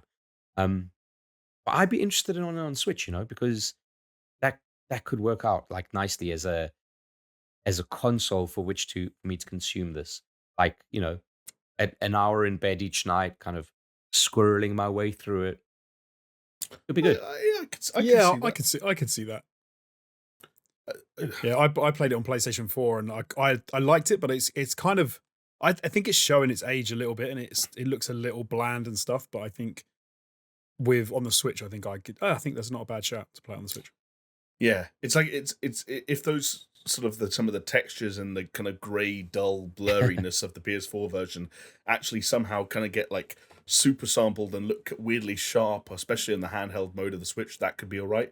But yeah, there's also don't play it on a screen. Play it handheld and hold it far away, and it will look really nice. The docked version of this is going to look like absolute mud. But yeah, I think the weird thing about Nier Automata is that like it's kind of one of those things that you kind of play it and you're like, oh, actually, this combat is a lot more fun and like maybe even DMC like than I'd expected, and I can kind of but it's also got that weird sort of like USP of, hey, the story's really good, but also you need to complete the game at least 3 times from 3 different perspectives to get the full story, and there are 26 different endings, and it sounds like anime bullshit, but I can tell you as someone who is usually averse to anime bullshit, Nier Automata is not. And if you can give it the time of the day, I think it does reward you. So it'll be cool.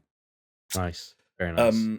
Another quick one. There were a bunch of sort of like smaller titles that were announced or revealed for the first time at this Direct. And one such title was Lorelei and the Laser Eyes from the developer of Sayonara Wild Hearts, which is described as a modern take on puzzle adventure games. And it comes out on the Nintendo Switch first in 2023. But the reason it caught my eye was because a bunch of shots of this game just straight up looked like Killer 7. And I don't know if I ever want to play Killer 7 again. I think I own it on Steam. But like a game that kind of invokes some of that. Even just a game called Lorelei and the Laser Eyes, like it's a great name. It's pretty cool. Name. Like it got to the point Sayonara where Wild Hearts was cool, so like this could be equally as cool. Oh, genuinely, Chris, like this trailer came to an end and I was waiting for Suda51's name to pop up. Like it gave all those vibes and then turned out to be from the Sayonara, which is equally cool. So yeah. Nice. Yeah, we then got a bit of TLC for fans of some older series and some titles that needed porting over from older consoles, starting with a couple of Game Boy Advance hits in the form of Mega Man Battle Network Legacy Collection, which comes to the Switch in 2023. Again, there were 10 of those Mega Man Battle Network games on the GBA, apparently. And again, 10. Yeah, I know, it's mental. And my understanding is that, again, stop me if you heard this before when talking about like a Japanese title, but the people who like these games really like these games. But I've never played one. Fair enough. Yeah, I kind of love shit like this because, like, you can either play it on the Game Boy Advance or you can't play it, right? Usually. Right. And so it's like, yeah, okay. the modern trend of doing this, I think, is fair. It's decent. I've picked up a couple of titles that do similar things in the past, and I've been grateful for it.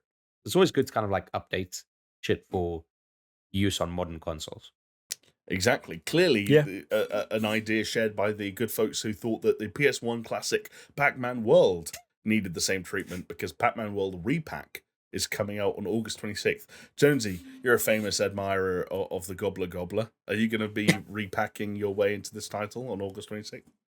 Do you know what? I've never played Pac-Man World. Although I did have a PlayStation 1, I might be tempted to get a bit of Re-Pac going on. What's interesting about this was the snitch leaked it before it happened, which was kind of random. Yeah. What a strange there goes thing his to credibility. choose to leak. Yeah, but no, but he was right. Don't knock it. I reckon it was one of those things where he hadn't leaked anything in a while. He's like, I've got to leak something from this direct. Saw the titles, was like, well, what's interesting? He was like, fuck it, I'll just do the Pac-Man thing. Or maybe that's the only Yeah, trailer do you know what? You he had might well access be to right. on the back end. Yeah, Maybe. he's a massive Pac-Man fan, and he's giving himself away. Well, is this a big deal? Like, excuse my ignorance. I don't think so. So was this on Twitter? People were reacting by saying like, "Why have you like leaked this? No one cares." And then the other half of the people reacting were like, "This is amazing! Oh, Pac-Man World, so incredible! Can't wait for it." And I was like, "Really? Okay, this is an odd one, but yeah, all right." Yeah, kind of strange. For me again, like I without trying to sound too dismissive, I actually don't think sometimes like Twitter noise and Twitter hype is a useful way of gauging how important a remaster is, because I think a lot of very weird people can make a lot of very weird noise about things that, like, I don't know how well received Pac-Man World was at the time, but we were all PS1 owners and we're all aware of Pac-Man, and none of us played Pac-Man World, so maybe it's a blind spot for me. But this also just feels like one of those things where, like, I'm sure it hits a nostalgia button for some people, and but then hey, on to something a little bit more positive, again depending on your outlook, but also a little bit controversial. If you want to go the other way on it, was Return to Monkey Island, which we got our first proper look at, first sort of big trailer, a lot more look at different environments, different character art, and so on and so forth. It's coming to Nintendo Switch first this year, I think, before it comes to any other console. That's a good get. That's a really good get for Nintendo. For sure, and it makes a lot of sense on handheld, like again, like an adventure game, like a classic Monkey Island game. Yeah, I thought this looked really neat. The art direction kind of reminded me of like a kind of a Guacamelee style, really kind of like very colorful, stylized, hard edges kind of style.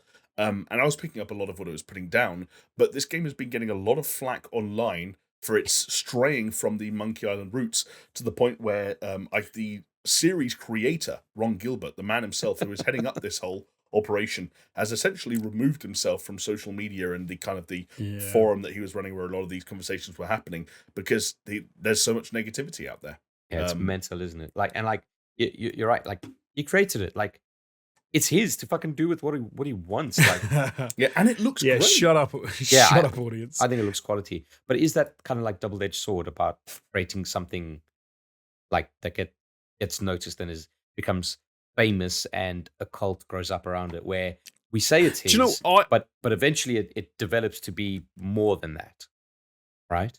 Do you know what? I would agree with your opinion on that if it wasn't for if I believed that most of the people who are criticizing Monkey Island had ever played it.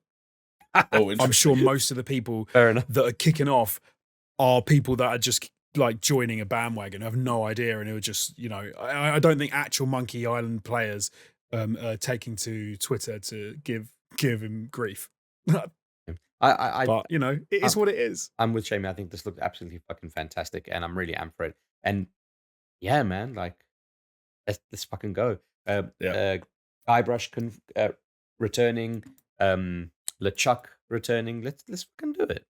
Good, man. Yeah, I completely agree. Like, I mean, like we said, like original series creator, original co-writer and game designer. Original composers, like the whole team's coming back together for what looks like a really sharp, bright adventure. You know what the problem is people don't know what they want, right? This is like, we know this. So what they think they want is they want Monkey Island again. But then if you give them Monkey Island again, they're gonna be like, well, this is just Monkey Island again. Why have you given us this? So, and then he's like, no, but here's something else. And they say, yeah, but we don't want that. That's not Monkey Island. Like, shut up. Yeah. What are you going to do? You can never satisfy them. So you just fucking do what you want to do. And that's what he's doing. So fair play for him. And it's sad that he's had to kind of like run away from social media, but fine, so be it. That's probably a good life lesson for most people anyway. Just run away from social media at all costs. Yeah, exactly. True. Life's easier without it. Hey, do you know what life's not easy without? Mario. I want as much in my life as possible. Wow, I thought you were just going to say hope. That would have been a much better. Oh. If it was anything beginning, hope. But then life isn't good without hope. Like, hope is misleading. Hope gives you hope is hope gives you false pariah. Wow, Jesus, getting deep at 3 minutes to midnight right now. Yeah, you say, well, I mean, Mario deserves such depth. And Mario returns to our Switches via Ubisoft, of course, with Mario plus Rabbids Sparks of Hope, which is finally being released on October 20th. They kind of gave a quick trailer at the Direct, and also Ubisoft gave it its own sort of like 15-minute long-ish showcase that was streamed yesterday at the time of recording. I watched the showcase, guys, and I must say that I think that Mario and Rabbids Sparks of Hope looks set to be another Mario and Rabbids game. The most notable thing that I noticed as a significant change from the first one, it's one I'm actually on board with, is that first of all, like the open areas that sort of like break up the combat look to be a lot more open. There looks to be a lot more exploration. We saw sort of like side characters and NPCs that in some cases look like they're almost giving you quick side quests to do. That stuff wasn't very fleshed out in the first game, so they've doubled down on that. And the big change to combat is that this is no longer grid-based. And so, whereas in the first title it was much like XCOM, you were kind of directly telling a character where to move, and they would move where you set them, and that would be part of your turn. Now you have completely free movement that is one-to-one and controlled in real time within a certain area, which I think will lend to this feeling like more of a hybrid of like the XCOM tactical shooter and a more traditional third-person shooter. Gears of War. Yeah, maybe. And I think that's going to suit this. I think it'll feel more natural, and it seems like a smart sort of way to ramp up that gameplay. So yeah. I never played the original, so I don't know. But what I do know is that people that played the original really fucking like it. So it was good. Why not? It was good. You want to hear like a really depressing kind of thought that I had on this though? This is probably going to be like the highest rated Ubisoft title in how many releases? Oh god. Yeah.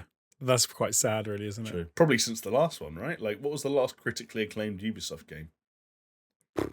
Valhalla didn't really hit. Far Cry didn't really hit. Riders Republic. Well, we say Valhalla didn't hit, but it was sold the most, right? So, but in terms of like you said, reviews, right? Or even just reception, really. Critical reception. Yeah, I guess. Probably will be the most popular. But that's not a bad thing, right? Because Mario vs. Rabbids was good. Oh, it's a good thing for Mario vs. Rabbids. Better. It's a bad thing for Ubisoft. You've got. I don't know if it's bad for them though. Like Immortals Phoenix Rising didn't get crazy reviews. Yeah. Assassin's Creed Valhalla was in the low 80s, I think. Yeah. I would say maybe the last bit was God, what would I say? Fuck it, you know what? I'm gonna say Assassin's Creed Odyssey, which is mental to think about. The Odyssey. The Division 2. It's probably Origins. I wouldn't even say I think Odyssey did well enough to follow up from Origins. Odyssey looks solid. Like Odyssey. And when did Odyssey come out? 2018? 18, yeah. Mental to think that 4 years Ubisoft have just been going like, fine, it hasn't been like a sharp decline, but it's been a steady decline. That's mad to think about. Yeah. They've been phoning it in. It's a shame, man. Like, I've always liked Ubisoft for whatever reason. Like, I've mentioned it before on the podcast where I always kind of feel like they are the plucky underdog, even though they're not. They're a fucking behemoth. Right. Yeah. Like, I always want to see them succeed, but, very seldom do they actually deliver for me. It's because, I think it's because they shaped the industry. Like they literally, it's for us of our generation. I think if you look at the games like Assassin's Creed, if you look at games like the Division, what that was going to be. Far Cry 3. No, to be fair, what it was. You look at Far Cry, you look at all of those games. Like they were games that now you go back and you say, oh, this was influenced by Ubisoft games. Like this game was influenced by them. They built the groundwork for all of this. And it's just kind of sad to see them go to just sort of being a bit mediocre, really, isn't it? Yeah, always. Although I will say, unfortunately, even excluding sparks of hope, if you believe the smoke on the street, I think they will have at least 2 other opportunities to redeem themselves by the end of the year. Well, it's not going to be Skull and Bones. Skull and Bones is not looking likely. The other one, again, the word on the street at the moment is that Avatar: Frontiers of Pandora is still going to come out in November, which, of course, developed primarily by Massive Entertainment, who are the Division team. But even if that like works out, right? Let's say that's critically acclaimed. Again, and it's not such a big deal, but it's not in a Ubisoft IP. It is again jumping off the back of some other IP that's like already got its own kind of fan base. Like in this one, it's like, hey, Nintendo fan base, play our / Ubisoft game, please. You know, like the best parts of the South Park games were always the fact that they were South Park games, right? Exactly. It's like their September Assassin's Creed special could actually be really good. Like there is a potential that they do something really nice, really cool with Assassin's Creed, and we by the end of the year we're saying, oh yeah, Ubisoft, they're definitely moving in the right direction. But obviously we have to wait and see where they go with that. Yeah, exactly. Plus, you never know, a few eyebrows could be raised at the end of the year. People drop those Game of the Year lists, their top 10s, and I've spoken to a few people already that said Rainbow Six Extraction is going to rank pretty highly. Remember that game? Yes, that did come out this year. You scumbag. But the game that I downloaded and then deleted without playing it. Are you in any doubt, like when they released their Avatar, was it called Pandora? Frontiers of Pandora, I think. Frontiers of Pandora. When that comes out, it's going to be another Ubisoft release. As in, it's going to come out, we're going to do a podcast, and someone's going to go, did that come out? And then we're going to go Google it and be like, oh yeah, it came out like 3 days ago. Like, why didn't they tell anyone that game was coming out? No, this will be one of them. This will be more of the Far Cry Assassin's Creed kind of cut, where it'd be like... Well, it will purely because of the movie, Jonesy. Like, true. It'll be part of the marketing machine. Or it'll get swallowed by the movie. You won't even... It was like when the game Fifth Element came out. Or no, the game Armageddon came out at the same time as the movie Armageddon came out. And everyone's like, was there a game of Armageddon? Oh my God, just with stop Bruce and Willis listen in to the words that are coming out of your mouth right now. The game Armageddon. Did you ever play the game Armageddon? No. There you go. It didn't work as part of the marketing campaign for the movie, did it? I mean, you've heard of the film Armageddon. I will say that going to the shop after the cinema and buying the game of the film I just saw was actually one of my favourite pastimes growing up. And I remember 2 films I did. Bruce Willis is in the game. Yeah, but Bruce Willis. And you've never heard of it. What's that game where Bruce Willis was meant to be the sidekick and then he became the main character, and like it was being built in the same engine as Neversoft built the Tony Hawk's game in, and so there was like a thing where you could mod Bruce Willis into one of the Tony Hawk's games. I don't know. I don't think I've heard that. Bruce Willis was like the main character in a game, in like a PS1 game, I think it was in the 90s. And again, he'd been cast to be like the sidekick for the player character, and then halfway through, there you go. And then like halfway through development, they were like, "No, Bruce Willis has to be the main character. You have to play as Bruce Willis." Mate, I've never heard of this. This is mad. Yeah, weird, right? And there's a whole thing where, again, I'm not sure if it was because Neversoft made Apocalypse or if it's just an Activision thing, but Bruce Willis could be played. It was playable in like an early build of one of the Tony Hawk's games, because it was something weird. Like they used levels from Apocalypse to test the mechanics of Tony Hawk's, so it would just be Bruce Willis's player model from Apocalypse skateboarding around Apocalypse levels to like test stuff out. Weird. Something but weird yeah, like that. Fine. Fair enough. Anyway, yeah, let's get back to this direct. We got another look at Sonic Frontiers, and turns out that open world gameplay that looked really ropey on just about every other platform ever looked ropey. Can I quickly? I just googled it. I realized the game I was talking about, Armageddon, is in fact the game Jamie's talking about, Apocalypse. Right. So not based on the movie at all, rendering your entire argument. No, but it came out at the same time. And as a kid, I think I must And have you're got right, confused. Jonesy. You're And I right. You thought know they were what? the same To thing. your point, the Armageddon marketing machine did Apocalypse the game no favors. You're absolutely correct. Did no favors. See, Did it no favors whatsoever. They both begin with A. They're both about the end of the world. Come on. I just totally believed that there would have been an Armageddon game with Bruce Yeah, Willis me in it too. somewhere. So I was like, yeah, sure sounds believable. I wasn't going to call him out on it. Yeah, no, there wasn't. I was making it up. Yeah, the thing that was new in this Sonic Frontiers look, what I will say, other than seeing the open world's high fidelity visuals running on the Nintendo Switch. Open zone. Sorry, excuse me, open zone. Come on, get it right. Actually, Chris, that was what was different. We actually got a taste of what the gameplay will look like when it is not open zone related, and that is in the new cyberspace levels that look like a lot more of the traditional 3D Sonic action that we're used to in terms of it's far more linear, and I don't know. We'll see how much Great. they squeeze Right. out. Come with me on this. Come with me on this little journey. Yes, Uncle. I I need a thought- countdown first.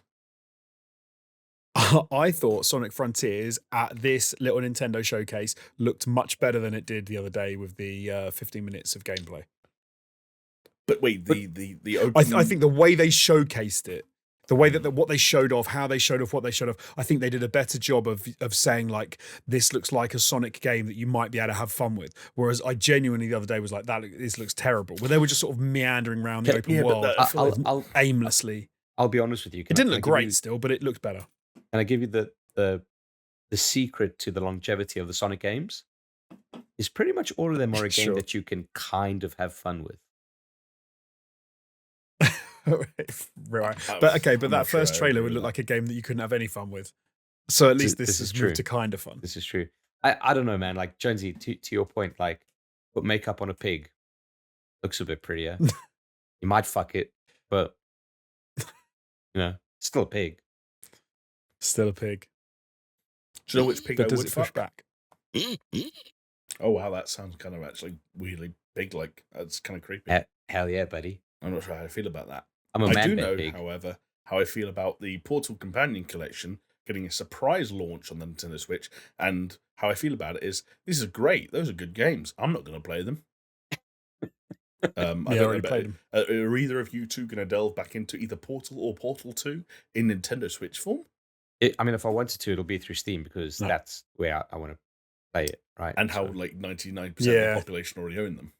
Yeah, exactly. But this is still cool. I do genuinely think that this is still cool. Especially if it kind of like Portal 2 is like by all means like top tier, top 100 game of all time, you could even say. It is that phenomenal. And when it came out, it like blew me away. If another age of audience gets exposed to it because it's now on the Switch, by all means. I just hope it means Portal 3 might be a thing that would happen one day, sometime. Please, Gaben. Yeah, it's cool, man. Do you know what? I know what you mean. Bringing Portal to a new console, that's fine. Okay, more people can play it. Brilliant. But the Switch and Nintendo do a whole thing of like just mopping up games from years ago and going like it's new to our system. Like, and that for me rang true of most of this mini direct. It was like Nier Automata is coming to the Nintendo Switch. You've got Pac-Man coming to Switch. Monkey Island's coming to Switch.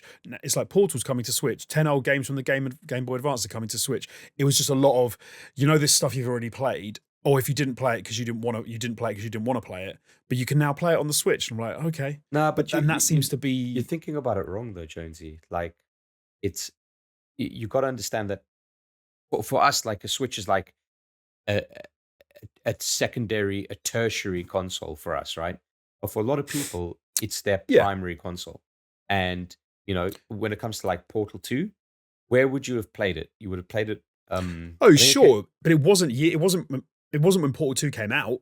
They might now have it as their primary console, but I'm betting most people already played Portal 2 on their PC or whatever when it came out. Maybe if they had maybe they didn't have a PC. And think about that's like, very possible. Think about your like younger people as well. Your 12-year-old nephew, yeah, and like they're getting into. They're gaming. not going to play it. They might if they're not going to play it. Mate, I'll tell you that when I was 12 years old and I started getting like properly into gaming, and you start hearing like, what were like the really amazing games from a couple of years ago? Like you look at top 100 lists, top 10 lists, YouTube is talking about it. All of a sudden, this makes perfect sense. And not only does it make perfect sense, it is the reason why the Switch is the top selling console and is going to overtake the PS2. Punchy. Fair enough. Fair enough. Can I do the sitting on the fence thing? Oh, I love it. Yeah. And it's like a Sure. like a split the heart and mind. Like my heart is with Jonesy in so much as that like kind of these things do little for me, and I kind of don't get why so many of them happen. But my mind is with Chris, which is that the evidence is that the Switch is a behemoth, and ports like these, in a lot of cases, seem to fuel its success. And there does seem to be this weird, almost otherworldly appeal to playing things in a handheld fashion. Things, oh, we need this on Switch, get this on Switch, port this on Switch. And it's almost like in the absence of Nintendo churning out first-party titles, as good as those games usually are when they do come out, it's just this weird gulf where, like, it's two things. It's kind of like the neon white-esque and, like we were saying earlier, the Lorelei and the Laser Eyes kind of things of, like, these small indie games that run well on the Switch and are kind of well-suited to it as a form factor. And then on the other end, it's just like, I wonder what this would be like on the Switch, or how cool would it to finally have this on the go? And like Yeah. I've been sucking into it before. I bought Skyrim and played half an hour of it because the idea of Skyrim on the Switch was better than Skyrim on the Switch for me personally. But it works for some reason. Yeah. I'm sure it works for some people, but I think the thing that drives the behemoth that is the Switch is the first party stuff, and I think, and then everyone cries out for more first party stuff. Then what this sort of like older games brought to the Switch, what it does is it kind of keeps people playing their Switch before the next first party game comes out. Yeah. I think that to me is what is kind of what I don't think these games drive any numbers at all. I don't think anyone makes a decision to get a Switch or to get something else or to not get one based on all of these sorts of games. I think this is just fodder to keep, and the people who probably buy them, people probably have got the Switch, have played the game before, and they're like, oh, that's a cool thing to bring to the Switch. I'll get it and play it again because they're waiting for something else to come out. And then do you know what? Then they'll bring out something else, something cool will come out, first party software will come out, and then everyone will be like, oh my God, and everyone will buy it. Everyone will get, who hasn't got a Switch will go, now I've got to buy a Switch because whatever game has just released or whatever. I think that's their first party stuff is still the strongest. I mean, easily that's still just the the strongest thing they've ecosystem, got. right? Like what they've done is they built Yeah. a robust ecosystem. Because look, if they They didn't really have have, man. if It's they didn't have mad. this robust third party support, you know what they'd have on their hands? The Wii U. Or the Vita. Yeah, or the Vita. Like it's all perfectly fine, like having these great games first party, but if there's nothing to complement it, the console dies. So Yeah, no, Yeah. that's true. That's true. And Because like- you would just forget about it. You would have to buy another console or get something else, and then you wouldn't buy any more games for it. yeah, So 'cause yeah, when they you definitely think need it, when to you're be thinking fair. about looking at buying a console, you think to yourself, what are the catalog of games that I can get? And currently, you look at the Switch and you're like, fucking indies sorted, Nintendo first party sorted. Oh, it's got pretty much all the third party stuff as well. Yeah, it makes sense. I'd love to meet someone who played like Skyrim start to finish on the Switch. I bet there are and that's the only time they've ever played Oh, it. I'm sure there are. I'm sure there Ri- are. And be Richard's like, how played- did you like it? Sam Richards, formerly 101 Facts, played Witcher 3 on Switch. Like, I think he finished it. Damn. I forgot Wow, That was okay. another one I played half an That's hour a hell of a and thing. then stopped to play the PS4 version again. Yeah, exactly. But yeah, but It's got, it's funny, I've got my. Oh, sorry. I was going to say, like my kids love the Switch. They play it constantly, but everything they play on it, but maybe they're a bit too young because they're not like you said, Chris. They're not 12. Like my oldest is 6, but he'll play Kirby. He plays Pokemon. He'll play all those kind of games. Like he absolutely loves them, and they're probably his, some of his favorite games to play. He wouldn't go anywhere near some of the older ported stuff because it Fair, just doesn't. but he'll do Sonic But- Frontiers. Maybe when he's a bit older. Oh, he would do absolutely would do Sonic Frontiers. Be all over that. Even if it's trash, he'll be like, Sonic's yeah. the greatest game ever. And he'll be playing loads of it. That's the beauty about kids in the Absolutely. gaming industry, man. Like, kids print money for the gaming industry, so perfect. Have you ever been on Roblox? So how do you say it? What trash Roblox, that yeah. is. Utter trash. They love it. Yeah. I was going to say, well, actually, going back to the direct ironically closed out on perhaps like the quintessential example of games that people were crying out for ports of, that even though in recent weeks they have been announced and confirmed for Sony and Microsoft's consoles, the missing link was still the Switch, and those people got what they were screaming out for, which is a port of, at first, Persona 5 Royal, which is coming to the Switch on October 21st, and then later on in another time in the future, Persona 4 Golden and Persona 3 Portable. Again, like, I know Persona 4 Gold and Persona 3 Portable not the easiest games to play nowadays, so there's a bit more of a case for them than, say, Portal and Portal 2. But, like, this is another example of, like, oh, I really want this on Switch. I really want this on Switch. And, of course, like, the base version of Persona 5 before Royal is, like, you can play it on PS5 for free, for example, because it's part of that collection. Yeah. And if you got Game Pass, like, all of this is coming to Game Pass. Exactly. That was part of the Microsoft showcase the other day. So, like, huge availability for these games that we already knew was trending in the right direction, but there was still that cry of, please let it be for Switch, please let it come for Switch, and yeah, like, taps. Because I think you guys like forget about the USP of the Switch is like sit anywhere, play that game instead of just having to be that on your couch. Like for me, you're right. Yeah, I think about Switch, and what I'm thinking was like, I play games on the train. I play games on a plane. Trying not to rhyme here. And I play games in my bed. Like, that's like, and then you say to me, like, if I ever got a hankering to play Portal again, and I think to myself, like, maybe like Portal on a train journey would be pretty fucking cool. Like, this is turning into like Sam I Am. I do not like it, Sam.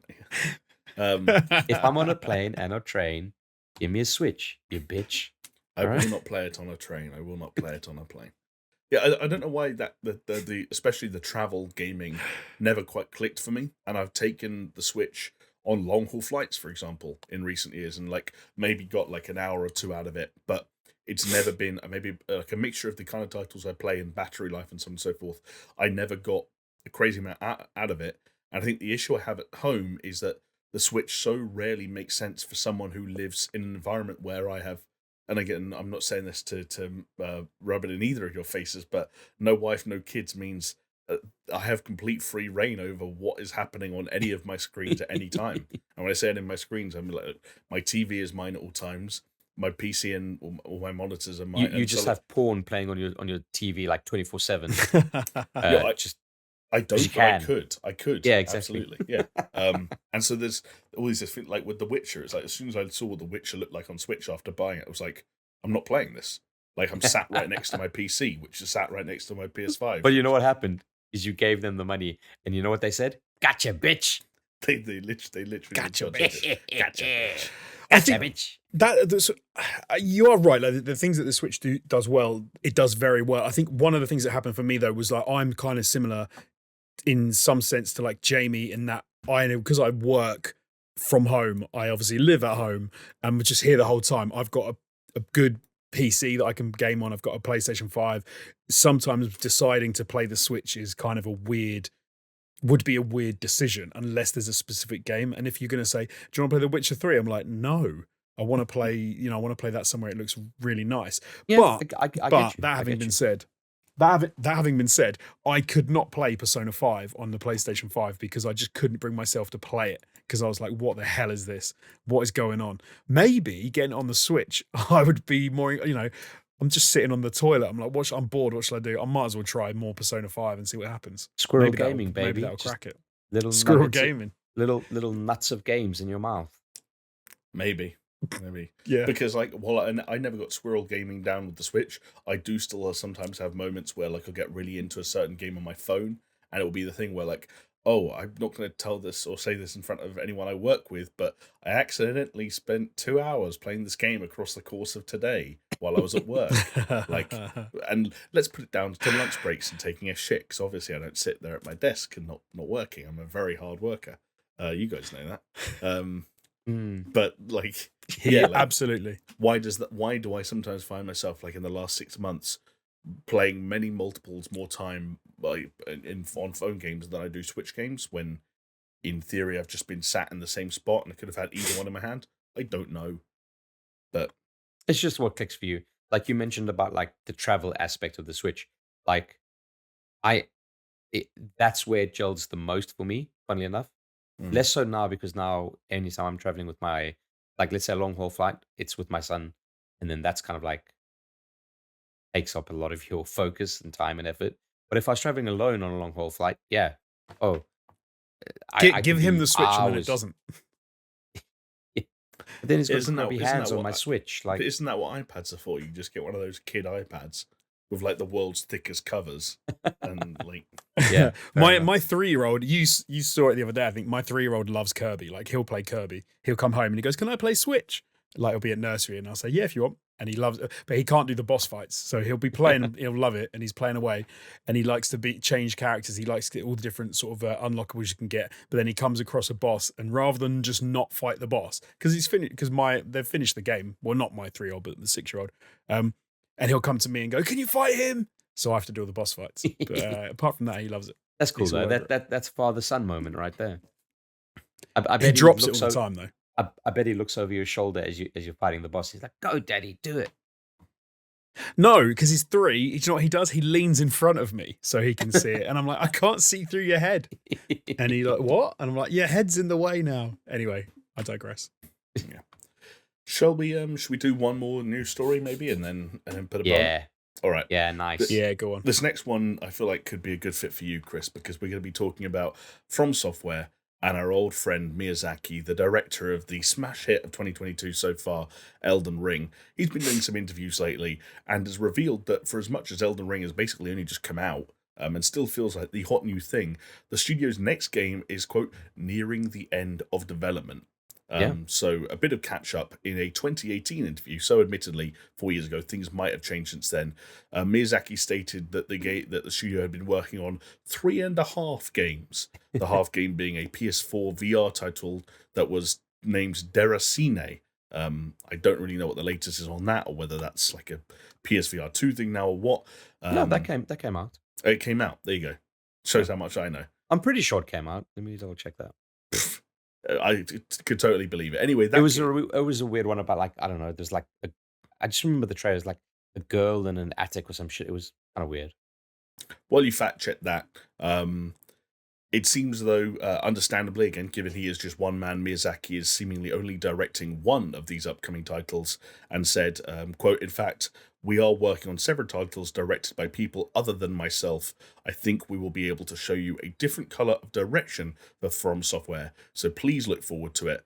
One little tidbit here that I'll say is that one of these titles in development at From is probably Armored Core 6, which was reportedly mentioned in a consumer survey earlier this year, and seems to make sense. So I guess, Chris, what we're talking about is that if FromSoftware, like the thing that fascinates me about this, right, is that FromSoftware, for as much as there are little titles like Deracine, which clearly I can't even remember if they came out or not. So it did come out. 90% of Google users liked it.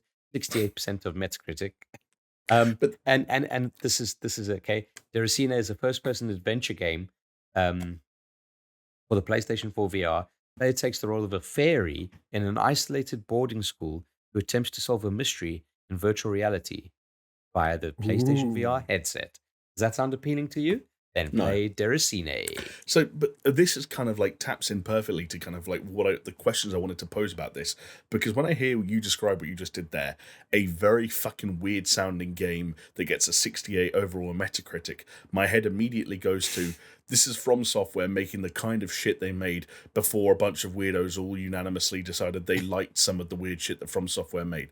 And ever since like the Demon Souls formula hit and they went back to that well over and over and over again, and to be fair to them, even as they iterated and changed through Bloodborne and Sekiro and then of course the open world of Elden Ring, they continue to nail it. So you have to give them credit where it's due. But there is also this other element of FromSoftware, which is just that they make weird stuff, and they make stuff that in the days before the Soulsborne, building blocks were laid down, was kind of bad. Even Armored Core, you can talk about Armored Core 6 coming back, I'm sure it'd be welcomed with open arms because of FromSoftware's reputation, but has a kind of scattershot history, Armored Core.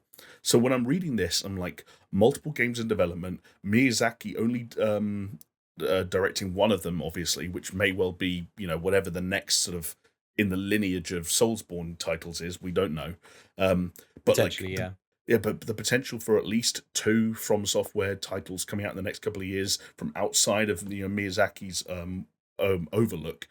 Could we see, if they do keep staffing up and taking on more and more projects, almost a return to the slightly more hit and miss from software of pre-Soulsborne? Because I don't know if that would be a good thing or a bad. You don't think so? No. And the key is Miyazaki. Okay, you think even if he's not directing, like there's going to be a new level of sort of like quality assurance in this sort of like redefined era of FromSoft?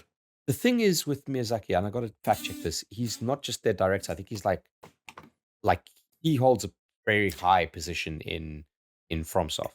Yes, he's the he's like creative director or something, or what, I don't even know. Yeah, he's creative director. Yeah, so what you got to think about that is like, think of Miyamoto with Nintendo. Think about what he does. He doesn't direct all the games, but he has his finger in all those dirty little pies. All right, let's just call it what it is. And I think like Miyazaki is going to be the difference there. So Miyazaki obviously like started to come up a lot with Demon Souls onwards, like that. You could like plot his impact from when he started like getting proper chances within the company and plot it forward. Okay. Yes. Now, him being directly related to the next game, if you had to push me for a guess, I'd say it's probably Bloodborne 2. He was the one who directed Bloodborne, the original Bloodborne. So I would imagine it could be something like that. On the Armored Core front, it could be something cool because, like, maybe you got to stop thinking of it as like just another Armored Core game and more thinking of it like, what does modern day FromSoft do with a mech genre? Yeah. That could be pretty exciting. Could be, but like the interesting thing again, I just want to throw this in there to add to the conversation. So Armored Core 5, the last Armored Core game, to one of your points, it came out before Miyazaki became president, 2 years before he was president, but it did come out after Demon Souls and Dark Souls. This is in January of 2012. It sits on a 65 on Metacritic for the PS3 version, 68 for the 360. So again, like even the most recent 2012 version of Armored Core, a post Dark Souls Armored Core, struggled in the way that FromSoftware games often did with Western critics, at least. Yeah, here's the thing that maybe we need to consider. If we look at the quote that was said in a 2018 interview where Miyazaki had stated that since 2016, studios have been working on 3.5 games. You mentioned it. This is what studios do. They work on multiple games at the same time because if they just make one game, let it kind of carry on, come out, it's a flop, then they're fucked. So they do these multiple games, kind of like try and like maximize their potential. So I wonder if Demon Souls, Dark Souls, Armored Core, all being developed more or less at the same time. Something to think about. Also, I know that Sekiro and Elden Ring were developed at the same time. Give an example. Right. Yeah. And the time frame between the two games. So I don't know. Like, I'm not too concerned about the quality of FromSoft games. I think the bigger danger is probably what happened to Ron Gilbert with Monkey Island, where it's saying fans would want a Souls-like, and it probably won't be a Souls-like, and then that's going to make them disappointed and kick off. Hopefully not, but You said quality there though. I think the problem they're going to have is not quality. They're obviously going to make a quality game, even if it's not in that like Dark Souls, Demon Souls area. The problem they're going to have is they don't know how to make something that's a critical success outside of that genre. Yeah. I think that's, for me, I don't think quality will be the issue. I think the reality is, in this day and age, you can make a game that's just high quality, has, when you come to development, it all looks on paper like it's going to be really good. It looks like it should hit. You're perfectly happy with it. It goes through development fine.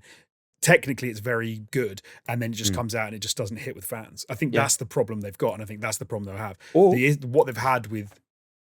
Oh, it could go the other way. It could for sure go the other way. No, but I'm saying or maybe I'm wrong and Armored Core is going to be a Souls-like, which would be equally as fascinating. I mean, that is one way they go, right? They just pivot everything to be... Wouldn't that be pussying out? Yes. I mean, maybe, but then again, that's what they're known for and it works, so... No, It's like no, it's but like you it's like said, going but to we talked it's like about. going to Pizza Hut and saying like, well, I'll try the fish. Like, no, you go to Pizza Hut because you want a pizza, and Pizza Hut knows this. That's why they make pizza. But when you look at someone like Rockstar or even like Ubi, like we were talking about earlier, they often have games which are in different areas, different genres, and they manage to do multiple game series well. So obviously, like we were saying, Far Cry, maybe not as much so these days, but like Assassin's Creed, Far Cry, The Division, etc. And then with Rockstar, obviously you've got Red Dead and you've got like a Grand Theft Auto. I think that you need more than one strand of type of game, and that surely that's what they're going to develop, right? They're not, if they just keep hitting that, I don't know, to me it puts all your eggs in one basket, and if they keep hitting the FromSoft formula and then the market moves, they're in more trouble. Whereas if they make an Armored Core game which is an Armored Core game in its own right and does well, they've got more baskets for more eggs. I Do you know get what I mean? you, but it's also a little bit skewed in this instance, I think, because I think uh, you know, you can argue whether FromSoft is kind of like pushing the direction of the industry or not, but certainly Souls-like as a genre is pushing the industry.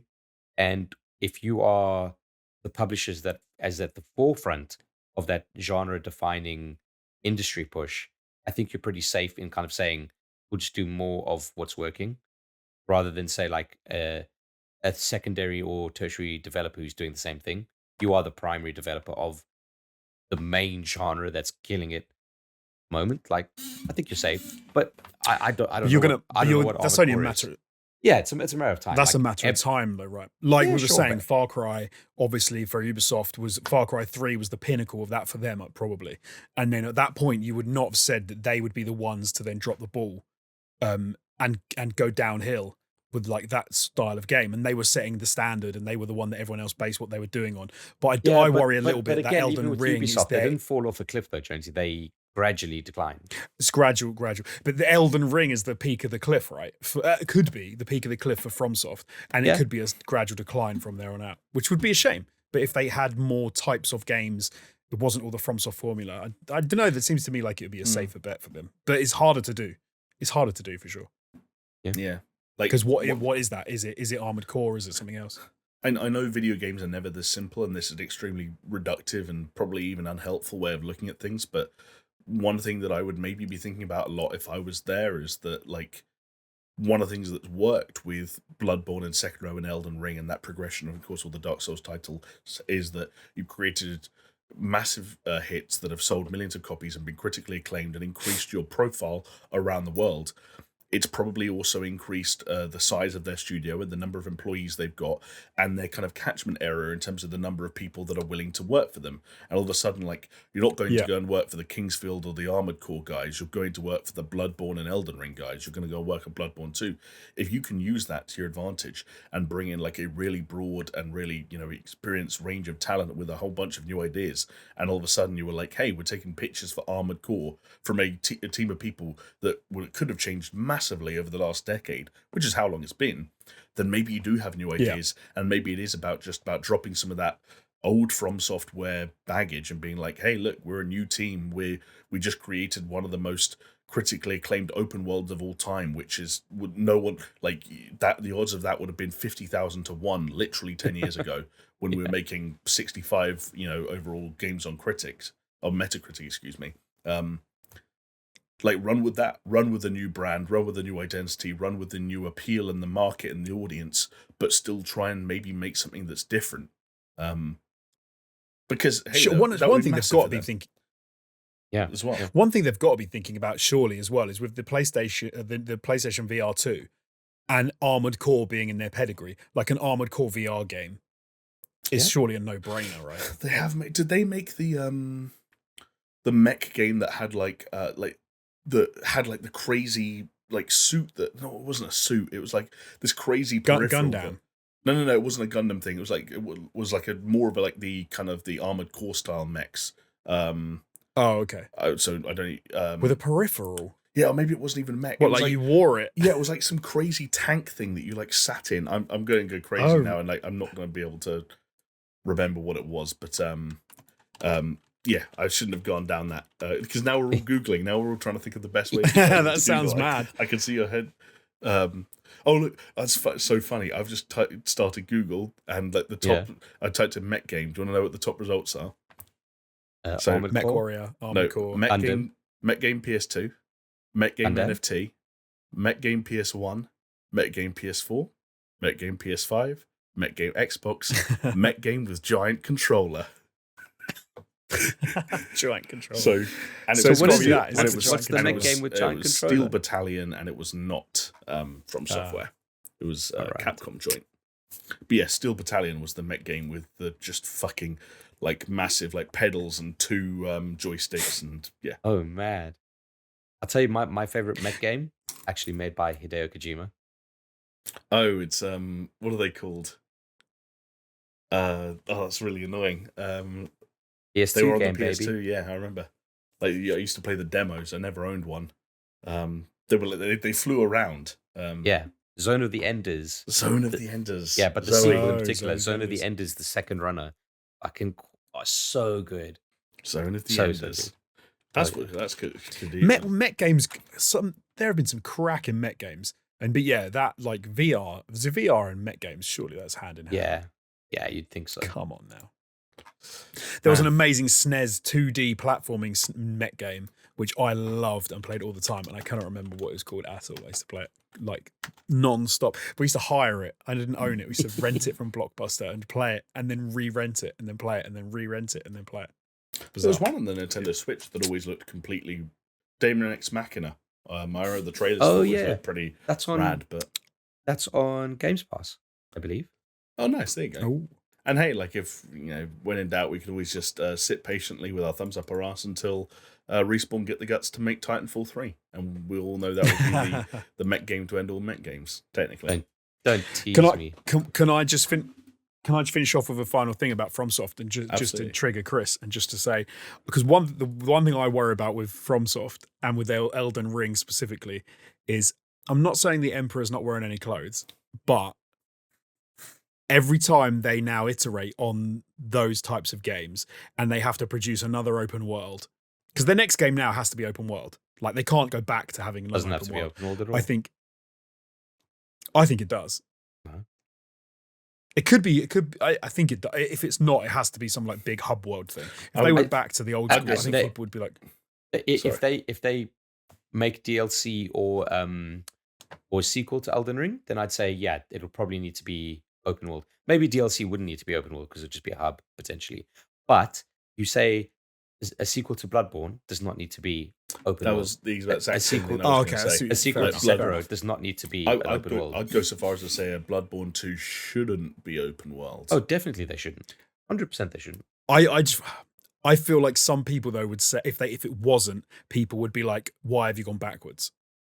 Especially with how well Elden Ring was received. I think the desire for like an open world Bloodborne or an open world Sekiro, I think would be tempting. Or at least hub world, like I said. I think that's one of like the most like dangerous sort of like consumer misconceptions out there at the moment, is that like open world equals bigger / better game or is more game. Agreed. Like, yeah. Agreed, but I think that misconception does exist. I think games right. companies aren't. I don't think games companies are closed-minded to that. And I think every time FromSoft iterate on their open world design, I worry that people are going to start to say, oh, this isn't as full of an open world as I thought. Like, it's very pretty and it holds enemies and does battles very well, but actually there's not a lot going on. And I think every time they do it, they run the risk of people thinking that more and more. Yeah. I think they're safe for the time being, though. I don't disagree with you. Oh yeah, agreed. That's much further down the line. Years away. Yeah. And hopefully, they have the opportunity to kind of like tend to both audiences. It's a completely different series with completely different expectations, but I wouldn't want every future Zelda game to be open world just because Breath of the Wild was. But if they made some that are and some that aren't, that would be cool. And they kind of have, depending on how you look at. There hasn't been any true but there have been smaller Zelda games since Breath of the Wild, like Link's Awakening and stuff like that. Like, yeah, cool. Like, let's keep those coming. It's so annoying because if you make a more linear game, if you make it well, it can be better than like an open world game anyway. But I definitely have seen people thinking like open world is like a progression when it doesn't have to be by any stretch. But I do think that I exists. think it's because it goes hand in hand with they're more expensive and they take more people and they take more time, and so it's bigger and it's better and you care more and you're doing more, but that doesn't mean it suits anything or anyone. That's true. Yeah. Cool. Right, well, thank you, boys, very much for welcoming me back to the podcast with open arms. I've got to say, it felt weird not being able to speak to you about video games in 2 weeks, and I bit my tongue a lot listening to you guys run your mouths. And I'm glad that I was able to return to the fold this week to restore some order and some decorum and some grace to the affairs. And thank you both for being such warm and accommodating co-hosts this week. Hey, thank you for taking the reins, big man, and hopefully we didn't meander too much. But hey, you know what? We made it well over 2 hours, so we've got to be happy about that, right? I think we had some moments in the first half an hour where I was like, oh God, this is, the wheels are taking a little while to start spinning, but we made it to the end. And thank you as well, because if you're still listening and or watching, that means you made it to the end as well. And that's no small task, because that means you had to join us in all those meanders and all those weird tangents. You survived, more or less unscathed, and for that we're grateful. Remember, if you're watching on YouTube, you can subscribe, you can like the video. If you're listening on podcasting platforms, maybe leave a 5-star review if that's one of those things you can do on there. Patreon.com/SuperShow, that's a place where you can go to support us and get cool content like that upcoming playthrough of The Quarry. It's all coming soon, and if none of that stuff appeals to you, well then hopefully we just see you back here same time, same place next week for another action-packed episode of The Super Show. Bye. Hell yeah. Bye. See ya.